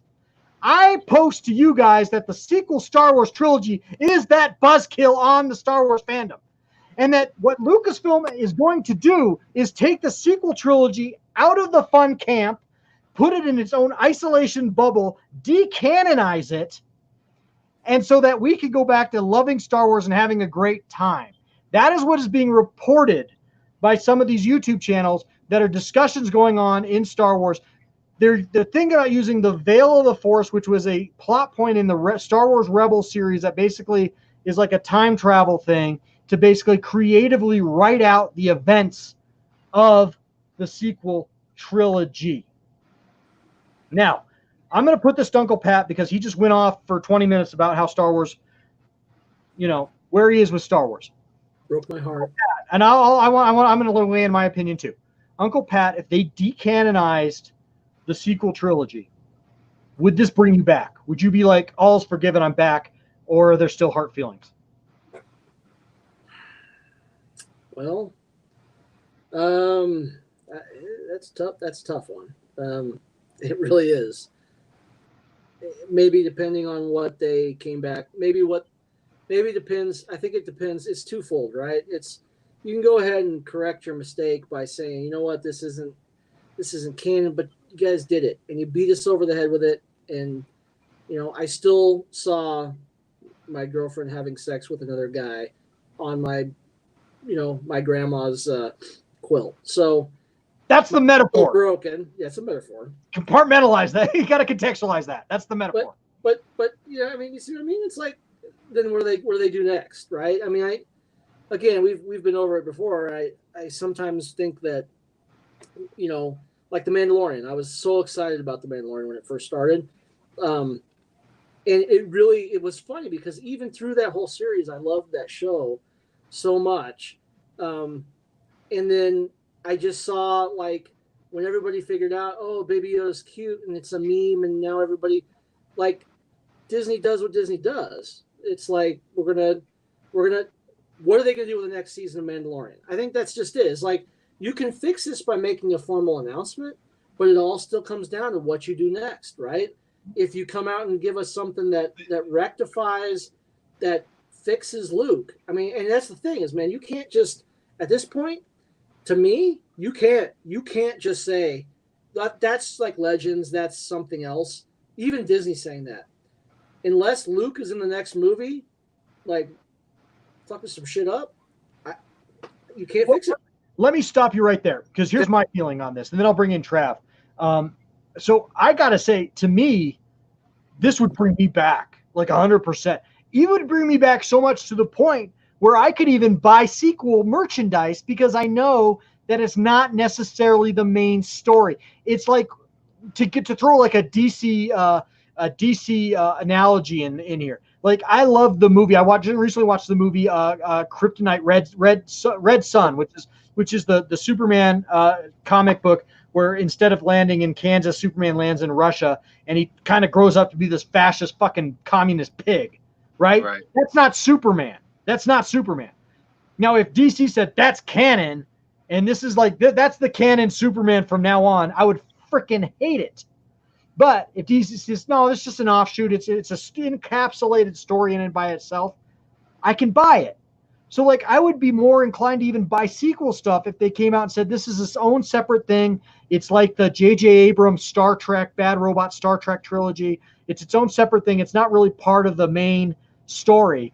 I'm great with that. And you know what? They don't need to even redo the sequel trilogy. Just go away. Put it in its own little jar. Go away. And then like The Mandalorian, I'd be more excited about because I know it's not leading into these movies. It's going in its own direction. For me, Star Wars is always what Lucas envisioned, and that's really 6 films, even though he had treatments for 9. But really, it was 6 films. It's the rise, the fall, and the redemption of Anakin Skywalker through the love of his son, Luke Skywalker. That's Star Wars. That's episode 1 through 6. Everything else is like window dressing. Give me back that central theme. I am so fucking there. Trav, what do you think? Well, first, I want to give you Pops and a shout out for probably the best analogy of the sequel trilogy to the beach. That was pretty damn cool. Anyway, dude, for me, I'm in that camp, dude. Retcon that shit. It was a mistake. They messed up on it. Redo it, dude, and bring back the creator. Are you killing me? Are you kidding me? And you know, to Uncle Pat's point, I know. Listen, we're all nervous about the following seasons of The Mandalorian. But I was reading some articles where they're saying George Lucas has been on the set big time for The Mandalorian now, and he's the mentor, for everyone filming. And to me, man, that is nothing but sweet music to my ears. If those reports are true, and we're starting to hear them from enough sources, where I'm starting to believe that they are. If he's on there guiding the direction of Mandalorian or just making sure they don't fuck it up, that's huge. And if he can come back and make sure it's in the right place, man, dude, I love it. Bring back the creator. Let's do it right. I'd be more excited than ever, man. Yeah. I don't know, man. I just, I just think to me, it's just like, just doing away with those 3 movies. And admittedly, I haven't seen the last one. I don't want to see it because I love the Emperor and I don't want him to be ruined for me. Just do away with it, man. They don't fit. They just don't fit thematically and narratively with the other 6 films. They just don't. So make them their own thing, decanonize them, make them an expanded universe thing, which is fine. You can have lots of different Star Wars stories. Doesn't mean they have to be necessarily canon. Honor the vision of the creator, which is George Lucas. And you know what? Such a telling thing was when George Lucas didn't even attend the premiere of The Rise of Skywalker. That's damning to me. Damning. And how many times did Mark Hamill talk bad about it, right? Right. I mean, John Boyega shit on it. Yeah, and he was a great actor. I was watching another YouTuber tonight do a live stream, a huge YouTuber. He had 5,000 people in his chat, and he was really dead, just really asleep at the wheel. I've never seen anything like it. I'm not going to say who it was. It was Star Wars Theory. I love his stuff, but he when he live streams, he just, and man, the guy is just sad. I'll just say it. I mean, he doesn't know who I am. He wouldn't care what I have to say. I have 900 subscribers, and I love his stuff because he does all these great, comic readings of Star Wars, and you can tell there's passion and love there. Maybe when you come so big as he is, because he's got millions of subscribers, you get a little jaded, and because you're dealing with all kinds of bullshit. So to his defense, I'll say that. But he was talking about this tonight, saying it's probably bullshit, and he's probably right. Although I don't know, Disney's losing money on the sequel trilogy. They're losing money on Star Wars right now. And you know what? With the virus going through the world, things aren't looking real good for huge corporations right now, and they are going to start making amends. They need money, man. They need money. They can't afford to F up anymore, man. They just can't. No. And while, yes, could it not be true about them fully retconning or how they do it? That there's going to be some nuance there if they do it.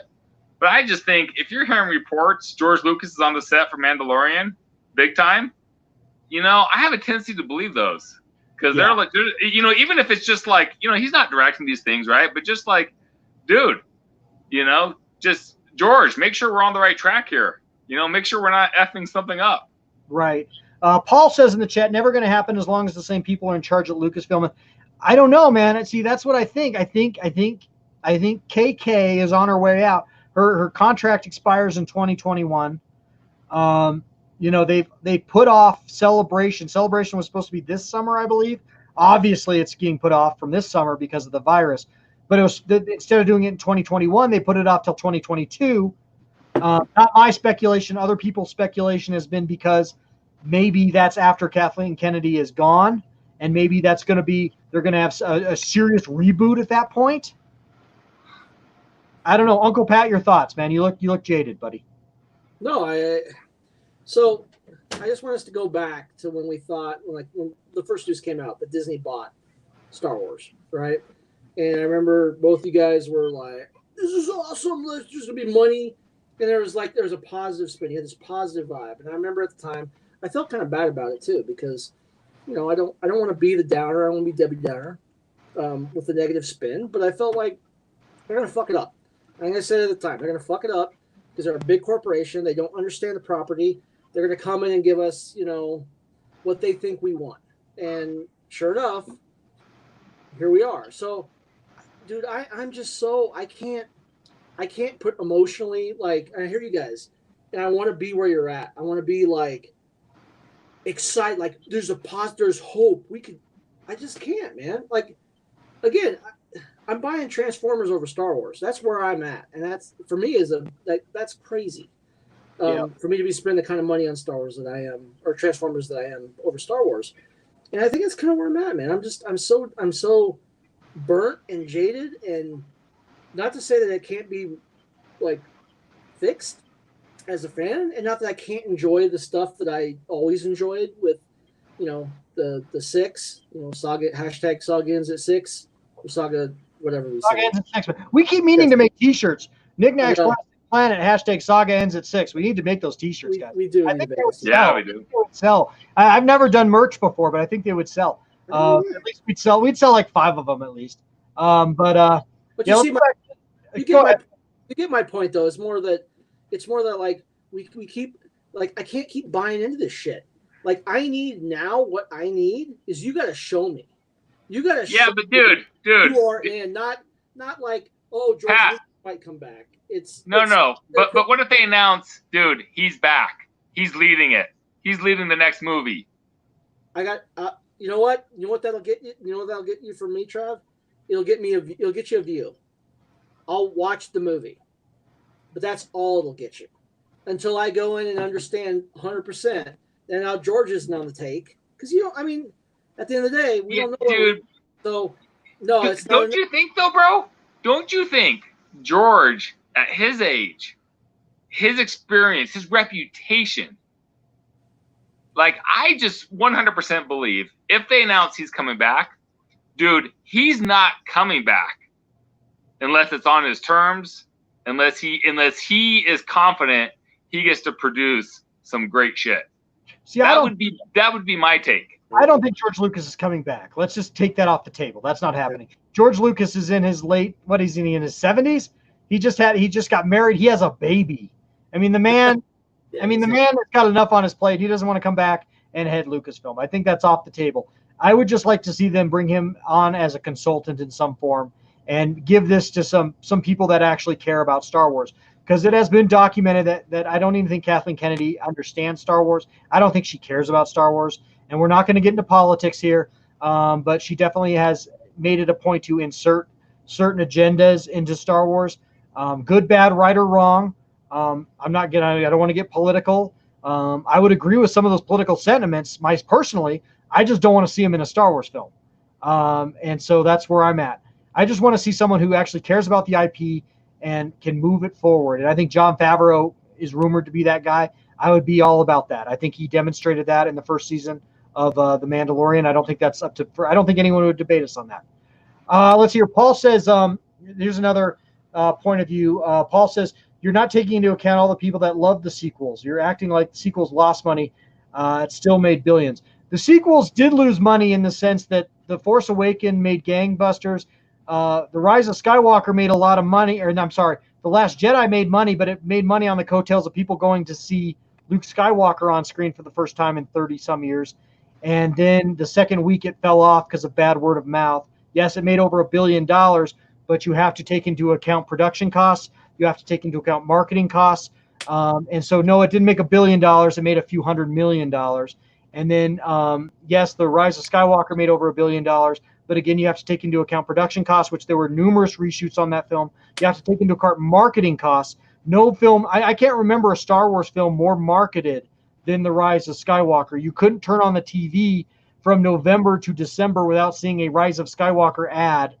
And they didn't make any money back in merchandise. They didn't make any money. Yes, it made over $1 billion, but again, you got to it made maybe a couple $100 million. But again, to Disney shareholders, that is not acceptable. That's not. It should have made 1.82 billion on the ticket office, and then another couple billion in merchandise and toys and sponsorship. Right? I mean, you didn't see Taco Bell having special cups this time, or all the other stuff we used to see with the other Star Wars. You saw a weird General Electric Rise of Skywalker ad, and you saw a Southwest Airlines Rise of Skywalker. There was one plane that had it. It was like, oh my god! Yeah, right? They did not dude, Rise of Skywalker should have made Endgame money. This is Star Wars. Yep. I you know what? It didn't. It was diminishing returns. Yes, it made money, but it didn't make nearly enough money. Not for a studio like Disney, and not for Disney shareholders. They had to been pissed. So I will say that I think that it is Star Wars is losing money right now. Galaxy's Edge. Let's talk a second about Galaxy's Edge. I've been to it twice, so I can actually speak for it. Uncle Pat's been there. It is a big disappointment. It is not. Galaxy's Edge should be our Graceland. Like, if I go to Galaxy's Edge, I should be walking out the door $1,000 in credit card debt. Right. Didn't happen. Yeah, because there's just it's a total homage to the sequel trilogy, and no one cares about it. We're echoing other YouTubers do a better job of characterizing this than we can. But again, I just based off my anecdotal personal experience, it's a failure. Knick-Knack. I would have gone if you had given me good reviews, if I had seen good reviews, read good reviews. But I don't want to go see, what is it, Back 2? Right? Yeah. Like some planet I've never seen? Are you kidding me? If it was Tatooine and the stories that I knew, my kids love, and everything else, dude, I guarantee you I would have been there, and just like you, would have dropped thousands. Yeah. I don't know, man. Again, we could go on and on and on about this. All I'm saying is that if they got rid of those 3 films out of the canon, the official canon, struck it out of the story group, my enthusiasm would go up 100%. Dude, if Lucas comes back in any capacity, creative consultant, whatever, right? I would say, dude, the future's so bright, I got to wear shades, brother. Yeah. Again, it doesn't even have to be George Lucas. I would like to see him back in a consulting role. I don't need to see him directing films. I agree. He's not going to be head director, but just as consulting, some capacity. I don't need to see him running the company. I just need to see him back in some capacity. Yeah. But I really just want to see someone even like Dave Filoni, who I don't agree with all of his creative choices. I think he's 100 times better. I think Jon Favreau, I think, is, like we said earlier, I think he's up there. Uncle Pat, what are your closing thoughts on this? The closing thoughts are, and it might surprise you to hear me say this, but I don't care about George being in the new stuff, right? He did what he did. He created the universe. He's the creator for that purpose.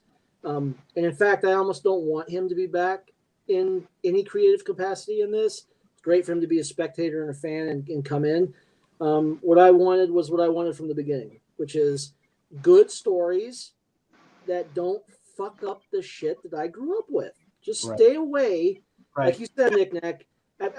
Again, I think if you can retcon those out and say they're not part of, that's okay.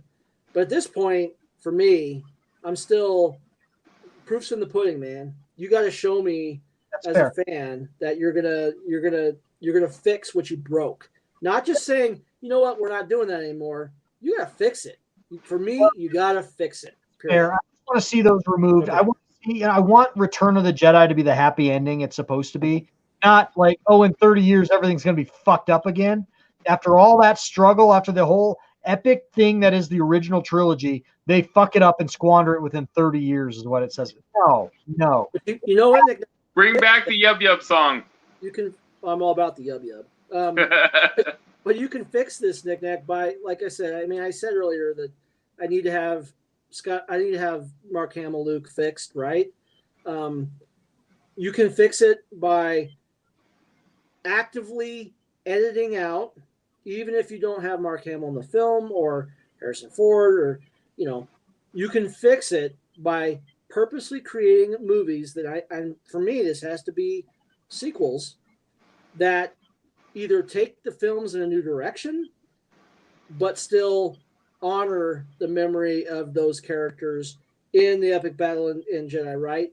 You have to, for me, a lot of it's like, you got to actively rewrite those sequels. You got to not only do you discard them as legends, you got to come in something that's like either before them that completely discounts everything they did, or right at the same time, you come in and you do something different that says, Luke was still awesome. Luke was a great hero. And here's our new characters, and we're going to have new adventures. For me, that's kind of what I want. That's for me. You don't have to go that far enough for me. Just you know what? I think that the idea is that there's this thing called the Veil of the Force that was introduced in the Star Wars Rebels series. I really wish you guys had seen it so you guys can know what I'm talking about. But basically, it's like this. It has to do with the arc, the Mortis arc with in Clone Wars. You guys remember that, right? The Mortis arc. It has to do with them, and it's like basically this chamber that the Emperor discovered that it's basically almost like time travel in Star Wars, and that the Emperor knew of these mirrors that could travel through these mirrors, and basically as he's falling down through the depths of the Death Star at the end of Return of the Jedi, he pulls himself through one of these mirrors, and then basically that's how he's able to necessitate himself, and that's how you get the sequel trilogy. What supposedly the rumor is that they are going to basically make it so that someone changes the end of Return of the Jedi so the Emperor cannot pull himself through those mirrors, and then the sequel trilogy ceases to exist, and then it's its own unique multiverse entity. See, you do have to have a creative out for it, though. You do have to have a creative out. I don't think that's the greatest thing they could come up with. Do you have to have a creative out? I mean, beyond saying it's legends, it didn't happen. Yes, you do. You have to have a creative out. I believe you have to. I just believe you do. I just think that just to explain it away, you have to have a creative out. You know what? The Force is a fickle thing, and you can, as much as they use the Force as a crutch, you can use the Force to get yourself out of this. And I heard someone talk about how the sequel trilogy was just the delusions.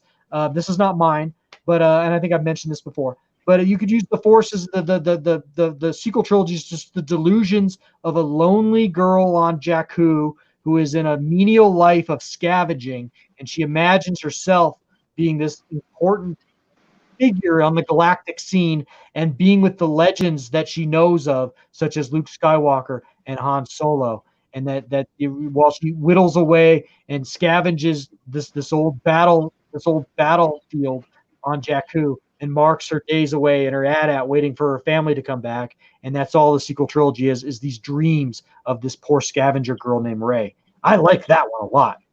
I don't think that's where they're going with it. But I don't think they'll go that far, but that'd be interesting for sure. The best thing I think that they can do, honestly, is just move on. I mean, you got to remember, they're in a tough, they're in a little bit of a pickle. Because they've done this, right? And it's all, like I said, we won't get into, like you said, we won't get into politics. But there's a lot of shit that got said and done during their time of these three movies.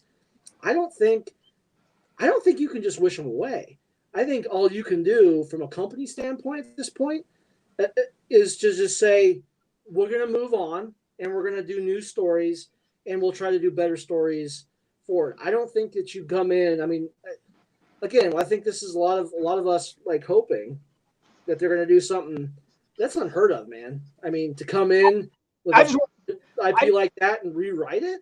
Well, yeah, no, it's not unheard of. They did it when Disney bought it in 2012. There was 20 some years of books, novels, and graphic novels of stories that they just said didn't exist anymore. It's not unprecedented. Well, but that's different, man. That's not movies. That's But you know what? You know what? To the expanded universe, to the Legends community, it very much was like movies because they read all those books. They invested all that time in reading them. It was important to those fans, and Disney just like wiped it away. So I don't have any sympathy for anyone that would complain about this. I don't, because it's been done to the fan base before, and they survived it, and the new fans will survive it as well. Yeah, I don't disagree with you, Knick-Knack. I'm more saying I don't think it'll happen because it may not. Right? I mean, you got to remember from a corporate standpoint, and that's the big difference. There was from George, there was always the creative standpoint, right?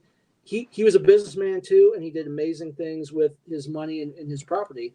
But at the end of the day, Disney's different, and it's got a lot more hands in the pie, a lot more suits walking around making decisions. Yeah, I'm just saying from a corporate standpoint, I think Disney is losing money on this IP, and they're gonna want to start getting money back, and they know who will pay money, and that is the 30, 40, 50-year-old fan base that they have alienated with these films. And I think they would be smart to move forward, decanonize them, put them in their own multiverse, and move on. And you know what? I would be absolutely happy with that. They would be smart. They would be smart, Knick-Knack. And I think that's where I stand. Is like they're not smart. They're fucking idiots. They're gonna screw this up. Skeptical, dude. This is probably bullshit. It would be a Christmas present from heaven for me if I woke up tomorrow and learned this news. I would just be over the moon. Dude, I'd be over the moon as well. If this stuff ever gets confirmed, man, over the moon. All right, well, let's just move on, guys. We could talk all night about this, and we did promise to talk about shark movies. It is the 4th of July weekend. Yes. When else do you think of shark movies but the 4th of July weekend? Uncle Pat's got something. He's either going to take a piss or he's going to show us something. I think he's just going to take a piss. But anyway, I want to talk about my favorite shark movies because I promised to talk about that. Let's go. Let me go back to my share screen here. And let me move down. And let me come back. And let me hit share screen again. Okay. Share. Are you guys seeing this? Yep. All right. So I have come up with a couple of films that I want to talk about that I absolutely love. I love creature feature movies. Absolutely love them. Wait. Before we get to this, I'm getting ahead of myself. Let's go back to the chat real fast till Uncle Pat comes back. We'll get to this in just a second, but Uncle Pat's taking a holiday there, and let's go back to the chat just to kind of sum up what we were talking about, just to give everyone their say. Ed5, Danny Down Under says, I think Uncle Pat definitely needs a hug. We know Uncle Pat does need hugs. We try every day to give Uncle Pat hugs. Let's see here. Ginty says, but COVID, so only a bro elbow. Oh, right. Bro there elbow. You go. Yeah. Ed5 says, I think he's talking about George Lucas. He's in his late 70s. I don't know if he's that old. I can't remember. How old is George Lucas? He just had a birthday. Was it 70? I don't remember. Following Freddie says, honestly, episodes 1 through 3 were not as good as the original trilogy either. I'm just saying that as a fan. I agree. I'm a prequel lover. They're not as good as the original trilogy. And they're not supposed to be because they were the setup for the original trilogy. They're the backstory to the original trilogy. The original trilogy is supposed to be the end all, be all of Star Wars. Everything else is curtain dressing for it. So anyway, Ed5 says that is true, Freddie, but they are still George's babies. Agreed. Following Freddie says I still like them, but they lack the magic somehow. That's debatable. Following Freddie says the theme park YouTube community doesn't understand Star Wars, so the praise of Galaxy's Edge just doesn't because of it's part of the park. Again, you know what, guys? I think that they could just move on. They have 25,000 years of stories they can tell in a galaxy of real estate to tell them in. The fact that they chose to fuck up our childhood characters just shows that they had a stunning lack of imagination. I think we can all agree on that. Let's see here. You guys, the problem is that always been about Kathleen Kennedy. Yeah. Well, I think George Lucas hired Kathleen Kennedy in all fairness, but maybe she wasn't such a great hire. Paul says, Disney can't put this genie back in the bottle. Sorry. That time travel mirror shit from Rebels is way too nerdy for a regular audience. I don't think it would work. And he might have a point. I don't know, man. I just want him gone, dude. I just want him gone. It's go back to my beach argument, dude. I just want the moaning, howling guy out of the tent so we can get back to having a party. All right. I'm sorry the beach analogy. I'm sorry the shark bit the leg, but I just want him out in the forest. We'll check on him once a day. We'll make sure he's alive. But other than that, let's get back to having a party. And that's what Star Wars was for us for so many years. So anyway, all right. On that, let's get back to shark movies, guys. Let's talk a little bit about shark movies. These are some of my favorites, and you guys can interject if you've seen these. The first movie is The Reef. I love The Reef. Have you guys seen The Reef? This is an Australian film, so it's a little rare, but it's about a bunch of like Gen X people out on a party boat, and they're on a sailboat, and they hit the coral reef, and it gets the boat gets capsized, and they have to swim to safety, and of course they get stalked by sharks, and it's extremely realistic. Like a lot of these shark movies we're going to talk about are not realistic because you know what? We're all fish lovers here. You guys can see my fish behind me, maybe, over there. See my fish. We're all fish lovers here, and really, like, sharks are just big fish, and they're like big dogs, So a lot of like the myths about sharks in these movies is fake. But in The Reef, I think there is some the tension is really real in that film. If you guys haven't seen it, I do recommend it. It is an Australian film from 2010, I think. Another film I love is The Shallows. Have you guys seen The Shallows? Hey, you guys? Anybody? Yeah. I haven't. Okay, first, Shallows has some great TNA in it. The lead actress is beautiful, and she's on a surfboard, and she gets stranded out, and there's this like lethal killer shark there that got brought in by a whale carcass. Totally unrealistic because really the shark would have no interest in her if there was this giant, ripe, bloated whale carcass sitting in the ocean. He wouldn't care about her. But this shark has it in for this bitch, and he wants to bite her ass off. And actually the actress is wonderful in it. I can't remember her name, but she's hot. Great movie. I love The Shallows. You guys have any thoughts on either one of The Reef or The Shallows before I move on? I thought The Reef was all right. It was a decent flick. It was definitely worth the watch. Shallows, that would be in my top 10 shark flicks for the reasons you stated, right? Is it realistic? Not remotely, but in my opinion, and if we get to talking about our top 3 shark flicks, you'll see that I don't give a shit about realism. Not when it comes to a good shark movie. So I, give that actress and just the way the shark behaved in it was fun. Like it was just looking for the opportunity to keep her. Monster, man. Oh, dude, it was awesome. Like, so yeah, that one was, I gotta say, I don't mean to sound misogynist or anything, but she was so beautiful. It's just watching her throughout that whole movie, crawling up on the reef and stuff in her bikini. It's just like, I'm just saying the director knew what he was doing. Yes, he did. He did. That's fair, right? That's fair. Okay, moving on. Trav, you don't have anything to say about those two? No, I will about your next one, though. Okay, Open Water is the most scariest shit movie in the world because you can actually imagine that happening to you. If you lived under a rock, Open Water is about a couple who go on an excursion on vacation on a boat, on a scuba diving excursion, and they're down under the water, and they come up and they realize the fucking boat left them, and they're stuck out in the ocean. And it's not really a shark movie, but there is a shark in it. You don't really know what happens to them, not to spoil it, but the tension is thick. It's a really good human drama. You really get the dynamics of their relationship, their marriage. It's a hard watch. It's a really hard watch. What are your guys' thoughts? Trav, what's your thoughts on Open Water? Yeah, so I'm a scuba diver, so this one rang home for me, especially with one time I was down in, actually I was in Australia, and we were scuba diving and caught an undercurrent. And man, I mean, luckily we ended up pretty far away from the boat, just me and my diving buddy. And luckily we could still see the boat and the guy still saw us. But it was just scary enough, man, when I saw this movie. It really rang home for me, man. And how they did that, like you said, this is a tough watch. Dude, it's a top 3 shark movie for me. I mean, it is dynamite, the tension. After this one, I had trouble sleeping, and every time I go scuba diving, I think about this movie. Yeah, it's fucked up. How about you, Uncle Pat?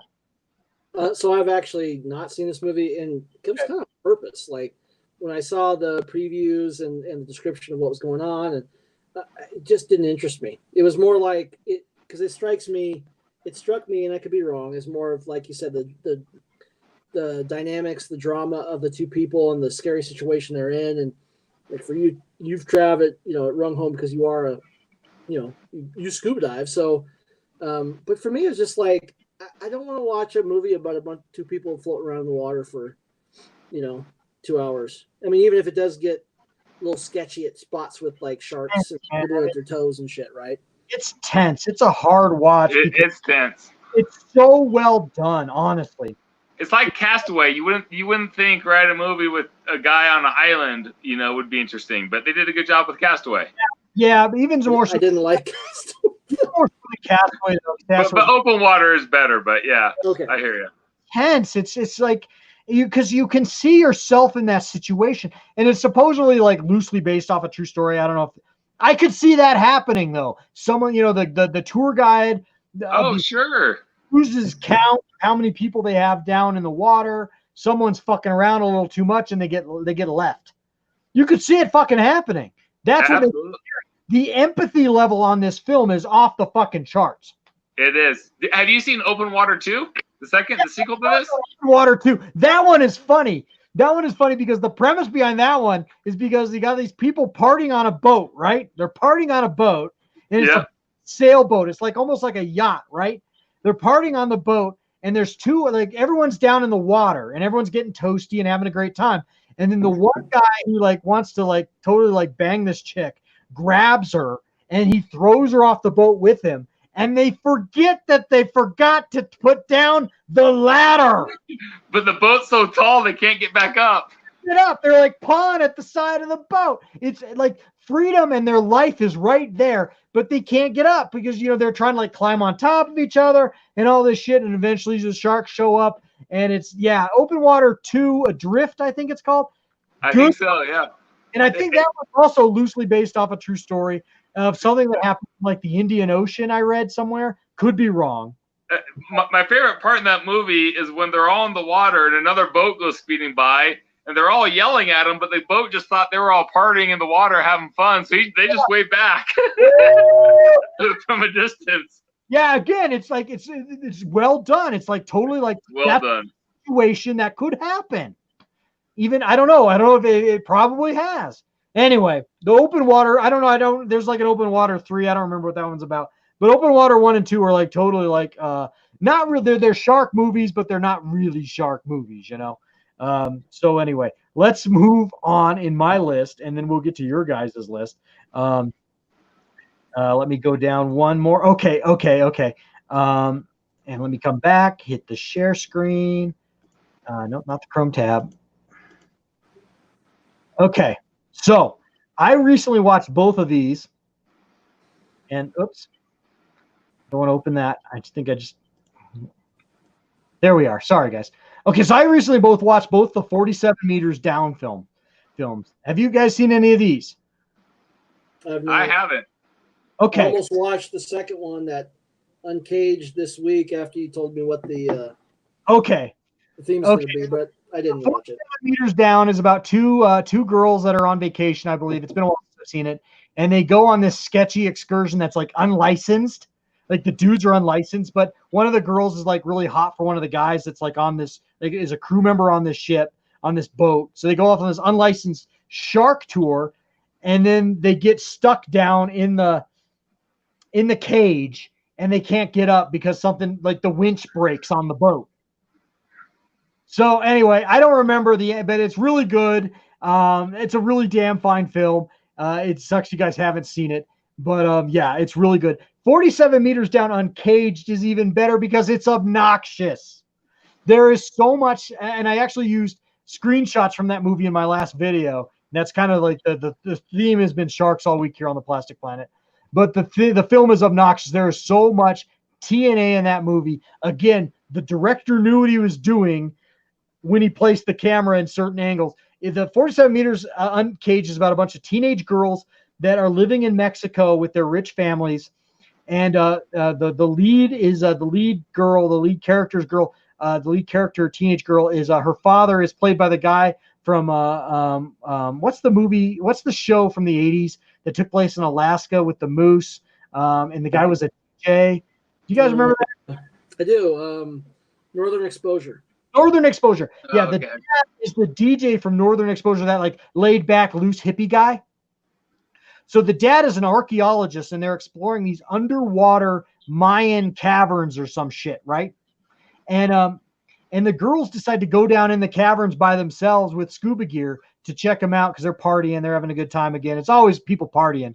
And they get down in these caverns and they get stalked by this blind shark, which is just lethal and nasty. And again, they're in bikinis and stuff the whole film, and the TNA is off the charts. It's a great movie. If you want to blow some time on a Saturday night, watch 47 Meters Down Uncaged. Highly recommend. I think it's on Amazon Prime. So anyway, let's get to the chat before we get too much farther here. I've been. Did you see what Ed 5 said? He said he spelled it Northern Exposure. I said Northern Exposure. That sounds like a stripper, Ed. Ed does. Let's see here. So following Fred says Jaws is and always be the king of shark movies. Agreed. We'll talk about Jaws here in a second. And he also says, let's not forget about the Sharknado movies. Respectfully, those are shit. Dude, Sharknado, yes! I'm not even going to talk about those. Those are just shit. I'm not talking about Sci-Fi Network shit. Like Sharknado, Croczilla, and all that. Those are shit. They're fun. They're so stupid that they're just, I don't know. Like I can accept a level of stupidity in my shark movies, but those are beyond the pale. So those won't make my list. I guess I need to take back the Sharknado poster I bought you. I just, you know what, it's just, you know what, it's just opinions, man. But I just, you know, like I can go so low in the lowest common denominator. I just can't go that low. I'm not saying that these are Shakespeare, because they're not. They're TNA films is what they are. But at least there is some intelligence there. Not it's some. Anyway, so if you guys want to blow some time on a Saturday night, 47 Meters Down, those are great films. Both of them are fun. You will watch them to the end. I'm not saying you'll feel intelligent afterwards, but you will watch them to the end.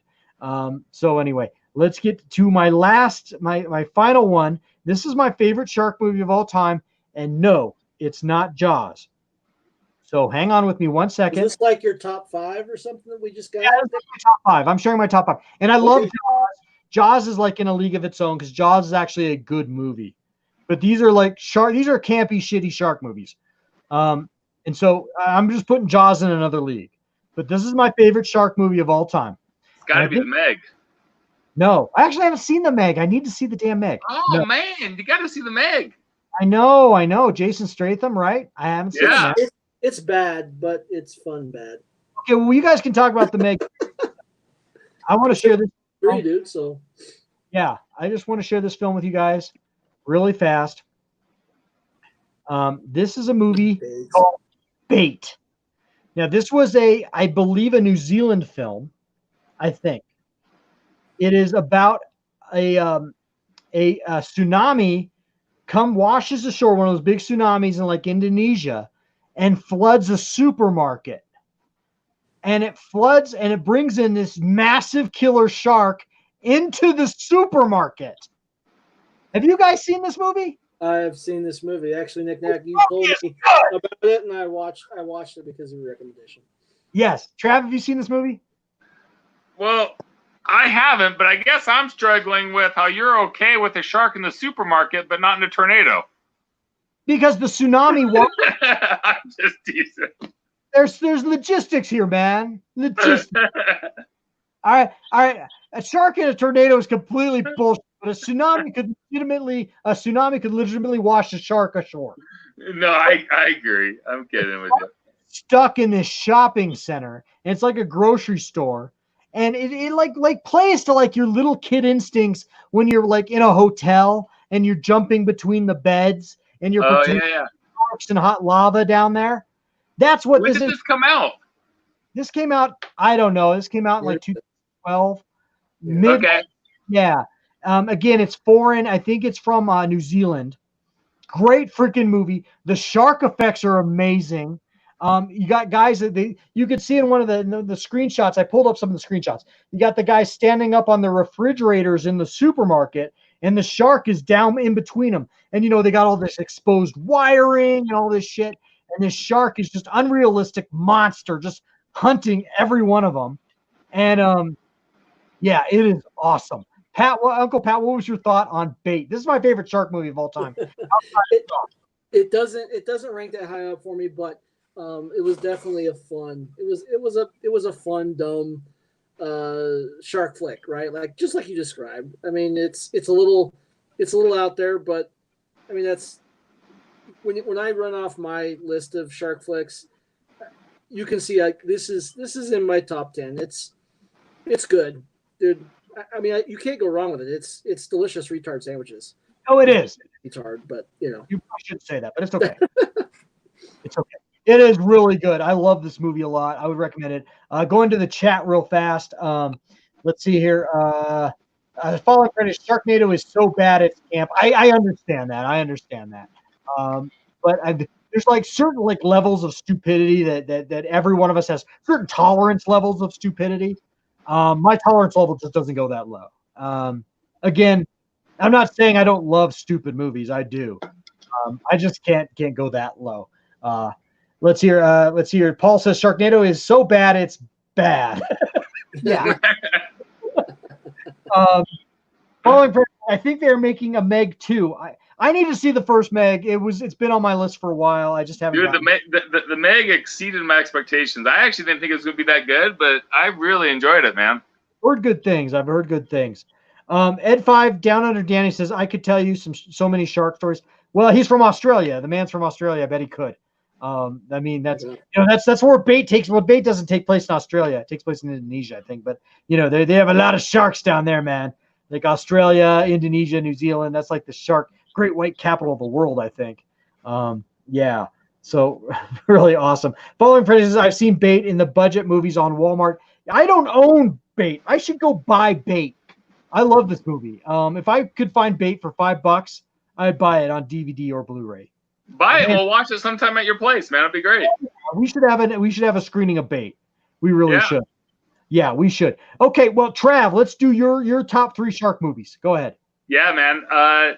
So the Meg is up there. That'd probably be my third one. I really enjoyed it, man. We had a fun time with the Meg for sure. And it's just so big, and it's so cool. Dude, we already talked about my second, Open Water. Open Water is unbelievable. I mean, like we already said, the tenseness there. Like I said, that still stays with me.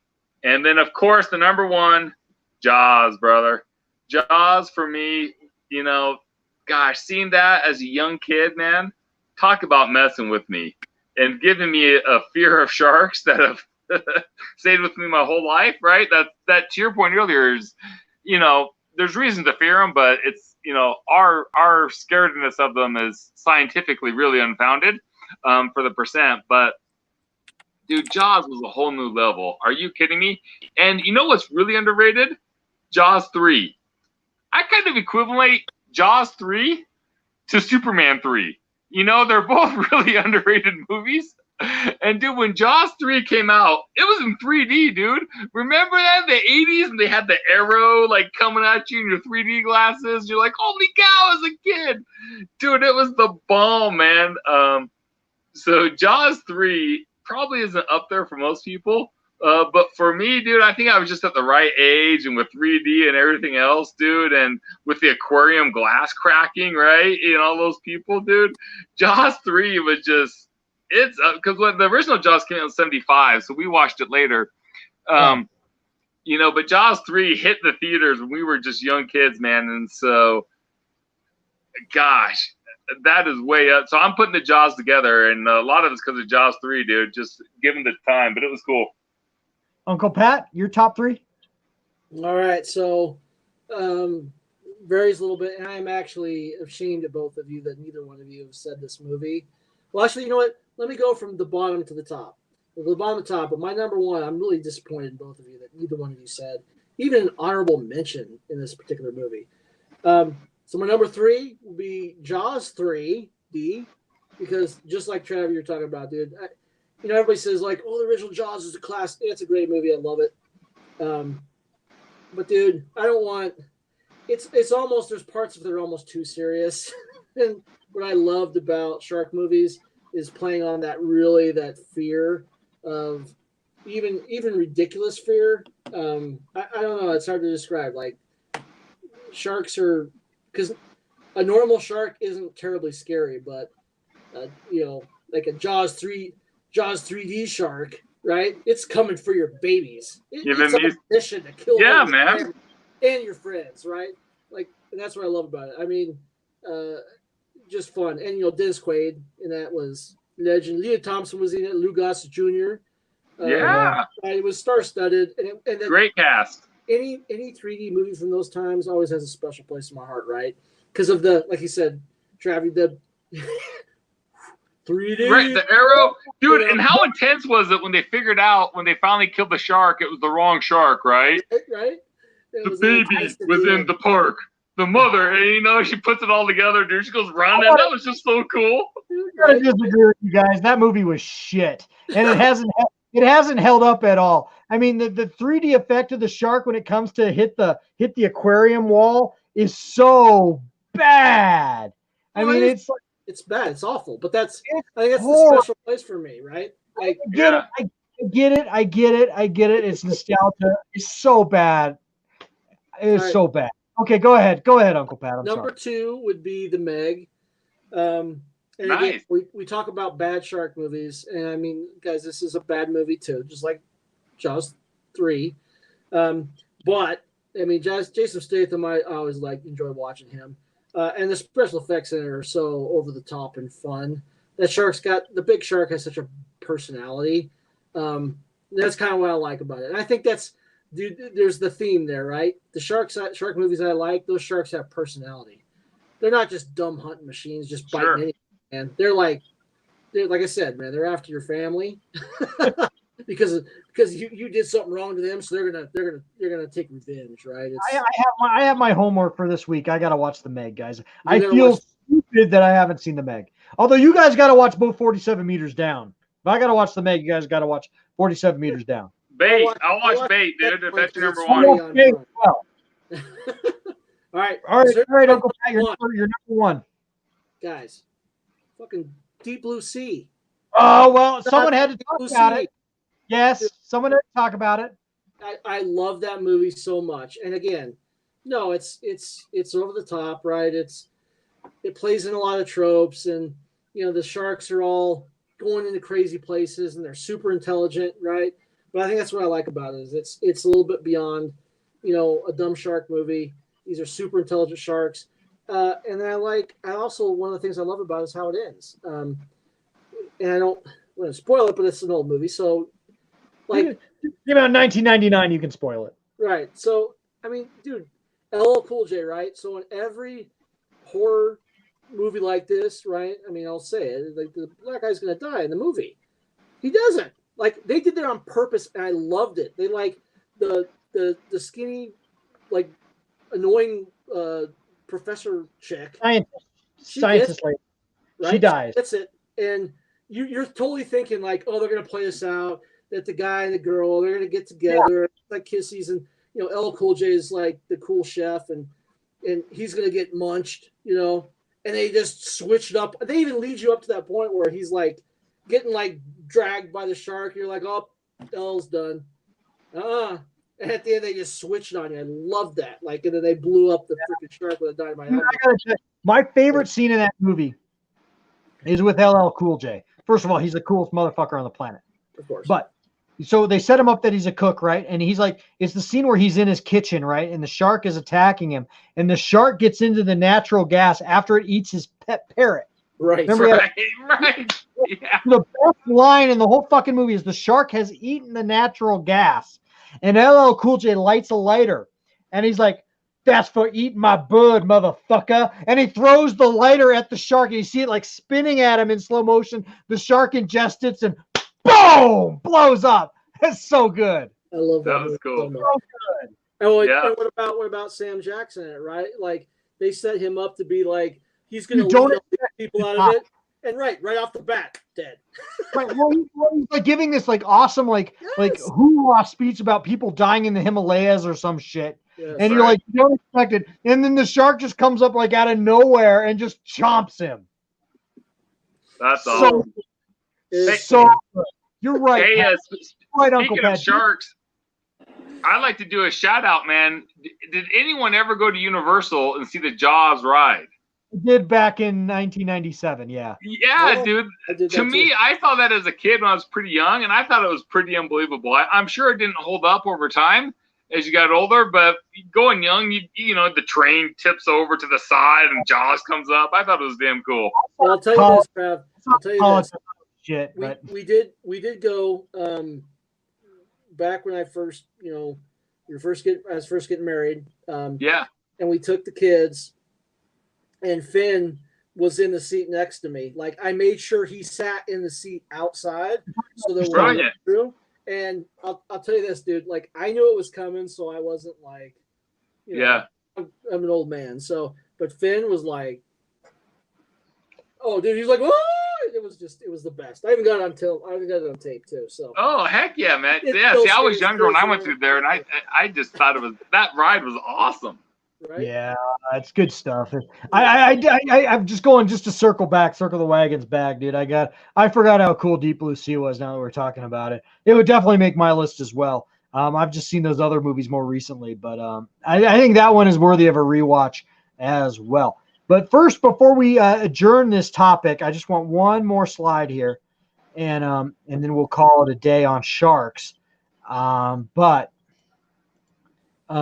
Real fast, guys, while we're talking about the grandpappy of all shark movies, that is Jaws. Yep. Let's talk a minute about the original Jaws. What is your favorite scene in this film? I'll go first since it's my topic. I love the scene where I can't remember his name, but where the orca captain is talking about the USS whatever when it goes down and all the sailors are getting eaten by Indianapolis. He's describing it, and he talks about the dull eyes of the shark as it's eating his crewmates. So powerful. And the actor, I can't remember his name. I really should have looked this shit up, but such a great performance as he's telling Roy Scheider's character and Richard Dreyfuss's character this story. So goddamn well done. Favorite scene in that movie. Quint was the guy's name. Quint, right. In the movie. So well done. Uncle Pat, what's your favorite scene from the original Jaws? I'll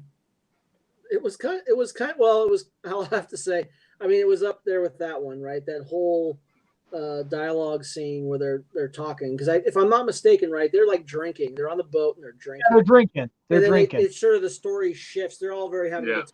Shifts to this dark subject. Yeah, it goes really dark. It does. Yeah. And that scene's great. I'll say when Quint gets munched by the shark, because he's the guy that he's coming across as the expert, and he is, right?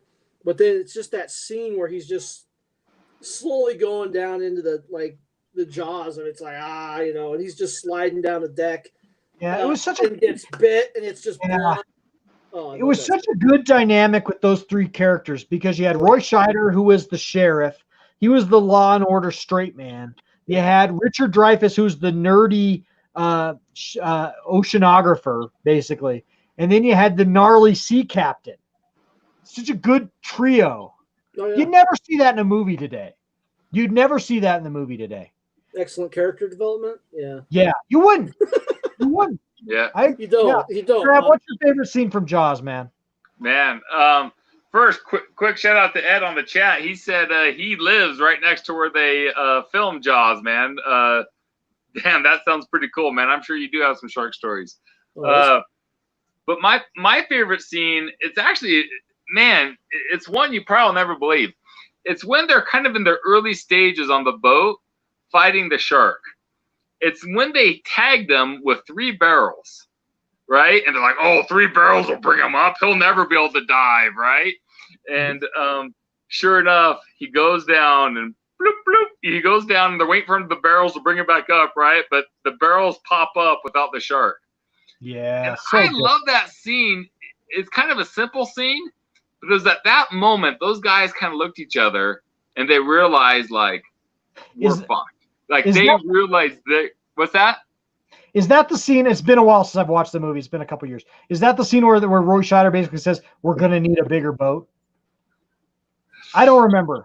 I don't remember if that's exactly it, but it was just another moment where it was like, it might have been, right? Because but about that moment, they're like, holy cow, we are dealing with something very unusual here, right? Even 3 barrels didn't bring this guy up. And then I was like, oh, this is going to get good, right? This is going to get real now. So, dude, that was my favorite scene just because of the tenseness of what was about to come. So goddamn good. That movie deserves another rewatch as well. So my list for this week is I got to see The Meg. I really want to watch Deep Blue Sea again, and I got to rewatch Jaws. It's summertime. It's when I think about sharks and shark movies. Discovery does Shark Week, all this shit. But this is when I really think about it. I really get in this mood for these movies this time of year. Absolutely. And I got to rewatch some of these movies. But anyway, that was good, guys. That was really, really good. My one Jaws story I have to tell is I remember going to a party when I was a kid. It was actually a company party of my dad's, and all the kids got shoved off into a back bedroom. It's 1980s, and all the kids we all got shoved off into this back bedroom, right? And whoever was hosting the party had rented a VCR for all of us, and in all their infinite wisdom, because they had children of all ages there, and I was pretty young, they rented Jaws 2. Now, if you guys don't remember, Jaws 2 is when the kids go out on the rafts. Right. And then the shark just picks them off on these stupid rafts in Cape Cod. And I remember it's a boating regatta. It's like really small boats, really small sailboats and stuff. Right, really small sailboats. And the shark just picks them off.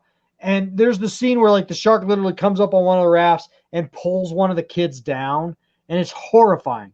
And again, I was 8, 7, probably 8 or 9, but I was kind of a weenie when I was a kid. I hated horror movies and scary stuff when I was a kid. And I remember trying to turn away, and my sister wouldn't let me. And I literally remember swinging my head out to get her away so I wouldn't have to watch it, and hitting my temple on the corner of a motherfucking nightstand. Oh, man. That is my memory of Jaws 2. Trying not to watch it, but my goddamn sister wouldn't let me watch it. Made me, you're going to watch this people die horribly. And I whipped my head out and hit my head on the corner of the nightstand. That's my Jaws 2 story. I just had to share that. It was random. Let's go to the chat real fast before we go to our last topic of the night. We're at 2 hours and 17 minutes. We need to wrap this up. Chicken Fried Steak is in the house. What's up, bro? Love Chicken Fried Steak when he's in here. Let's see here. Down Under Dan says, Trav, Google Rodney Fox. He survived a great white bite back in the late 60s. He shot the live footage for Jaws. So there's that story. Cool. Okay. Following Freddie says, and the barrels came about because they had so much trouble getting the shark to work. Yeah. And then when they were making Jaws, they had a hard time with the animatronics. Spielberg's talked about that at length. You got to appreciate Jaws just because it was the first, like Star Wars is what it is, but Jaws was the first quintessential blockbuster film of its time in 1975. You got to give it props, even though that was like, a few months before our time. Yeah, really cool. Let's see here, going back to the chat. Following Freddie says, how about the death scene at the beginning of Jaws? Yes, with the young woman. Yes. It's very scary. Very scary. And, again, you don't even see the shark at that point, but you don't need to. So scary. So well done. That's just a testament. Jaws might be some of Steven Spielberg's best work. What do you guys think? I would agree with you, actually. Being a fan of most of his flicks. And I would say, too, that I think it's a lost art in filmmaking where they let your imagination do a lot of the work for you. That beginning scene was so terrifying because you couldn't see the shark.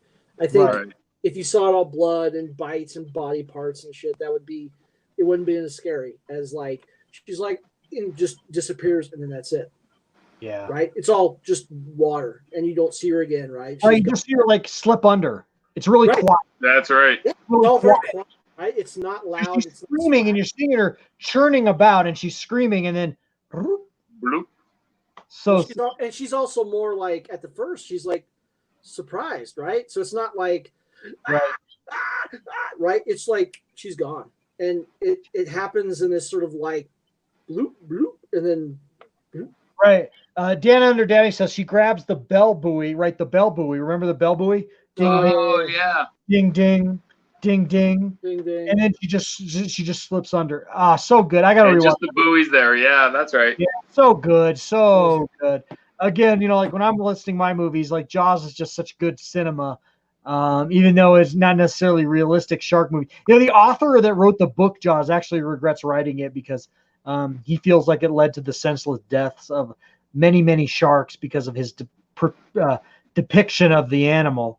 And that's not necessarily the case. Again, we're all fish people. I have a big fish behind me. My big, you guys can see him there. My big gold red devil cichlid, and he is like a big dog. And I come to the tank, he just greets me. He wants to be fed. He's like a big dog. There he is. And I think even like great white sharks are kind of like dogs. They're just kind of misunderstood. But you still can't admit that they just make awesome characters because they make awesome murderers because you can't see them, right? All right. Amen. And we're not, we're disadvantaged in their environment. Right. We're the fish out of water, literally. Yeah. In their environment. Yeah, so good. Anyway, that's our 4th of July shark conversation. I just thought it was the right time to have a shark conversation was the week before the 4th of July, probably because of the scene in Jaws where they reopened the beaches for the 4th of July. Awesome. And maybe that has some relevance to what we're going through right now with thinking that. with a certain disease, well, we won't name. But anyway, let's wrap this up, guys. This is the 4th of July weekend, and I want to wrap this up with one final comment since we're at the 221 mark. We don't want to keep going. Your favorite patriotic scene in all of geek culture. I'm going to name mine, and this might be hard. If you guys can't name one, that's fine. But my favorite patriotic scene in any geek culture movie is the scene from Superman 2 at the end after Superman has done away with the Kryptonian 3 and he is bringing back the American flag to the White House. And it's ba ba ba ba ba, the John Williams soundtrack. He's got the American flag, and he arrives. He's like, Mr. President, I'll never let you down again. Christopher Reeve at his best. So patriotic, so awesome. Not to put you guys on the spot, 'cause this is a harder one. Uncle Pat, can you think of one? Dude, I got nothing. That's a good one though, Knick-Knack. I'll give you that. I would just say let's just roll with that one for. You could put that in a splash screen for the. That was almost going to be the thumbnail for this video, actually. That would work. Travis, it would be a great thumbnail. No, dude, but that one you chose is dynamite, man. That scene, just sticks out. And Superman 2 is one of my favorite movies. So. Yeah. I love it. I love it so much. Going back to the chat one final time, Chicken Fried Steak says cichlids, they eat everything. LOL. He's so right. Let me tell you guys, that motherfucker back there, he's a murderer. He is a murderer. But that is his domain. And man, he is the most personable fish I've ever owned. I love that fish. Yeah, you guys are all fish keepers. You know what I'm talking about. Yeah. Heck yeah. Oh, Paul says the Independence speech from Independence Day. Bill Paxton. When he gives the speech, today we celebrate our Independence Day. That is so goddamn good. Paul gets the salute of the night. That is awesome. That's a Knick-Knack salute. That is probably equally as good as the Superman 2 scene. I agree with Paul.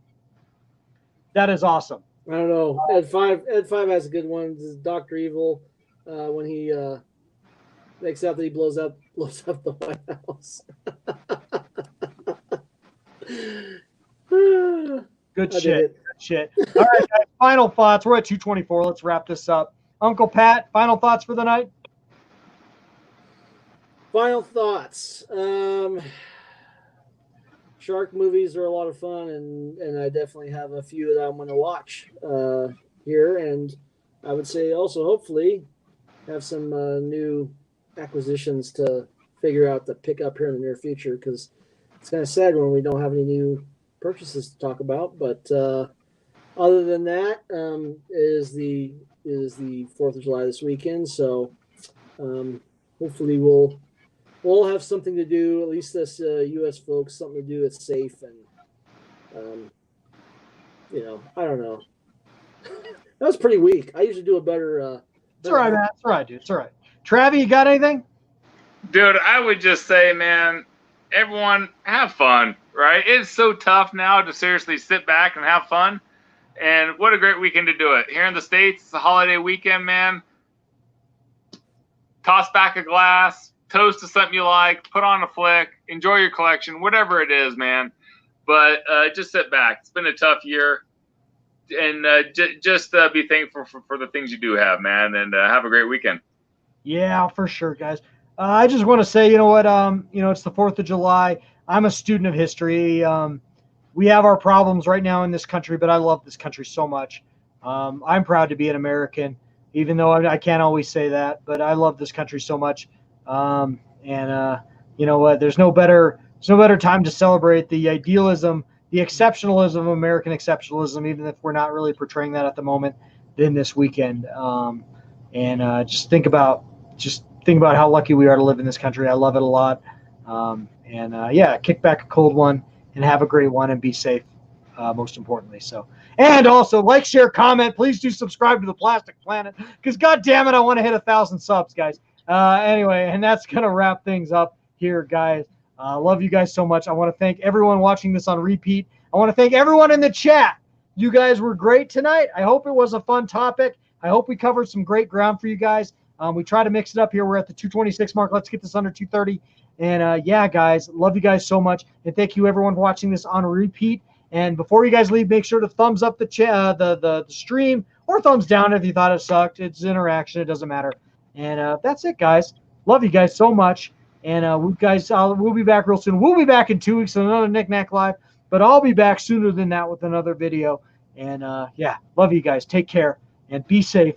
And all right, guys. Later. Love you. Bye.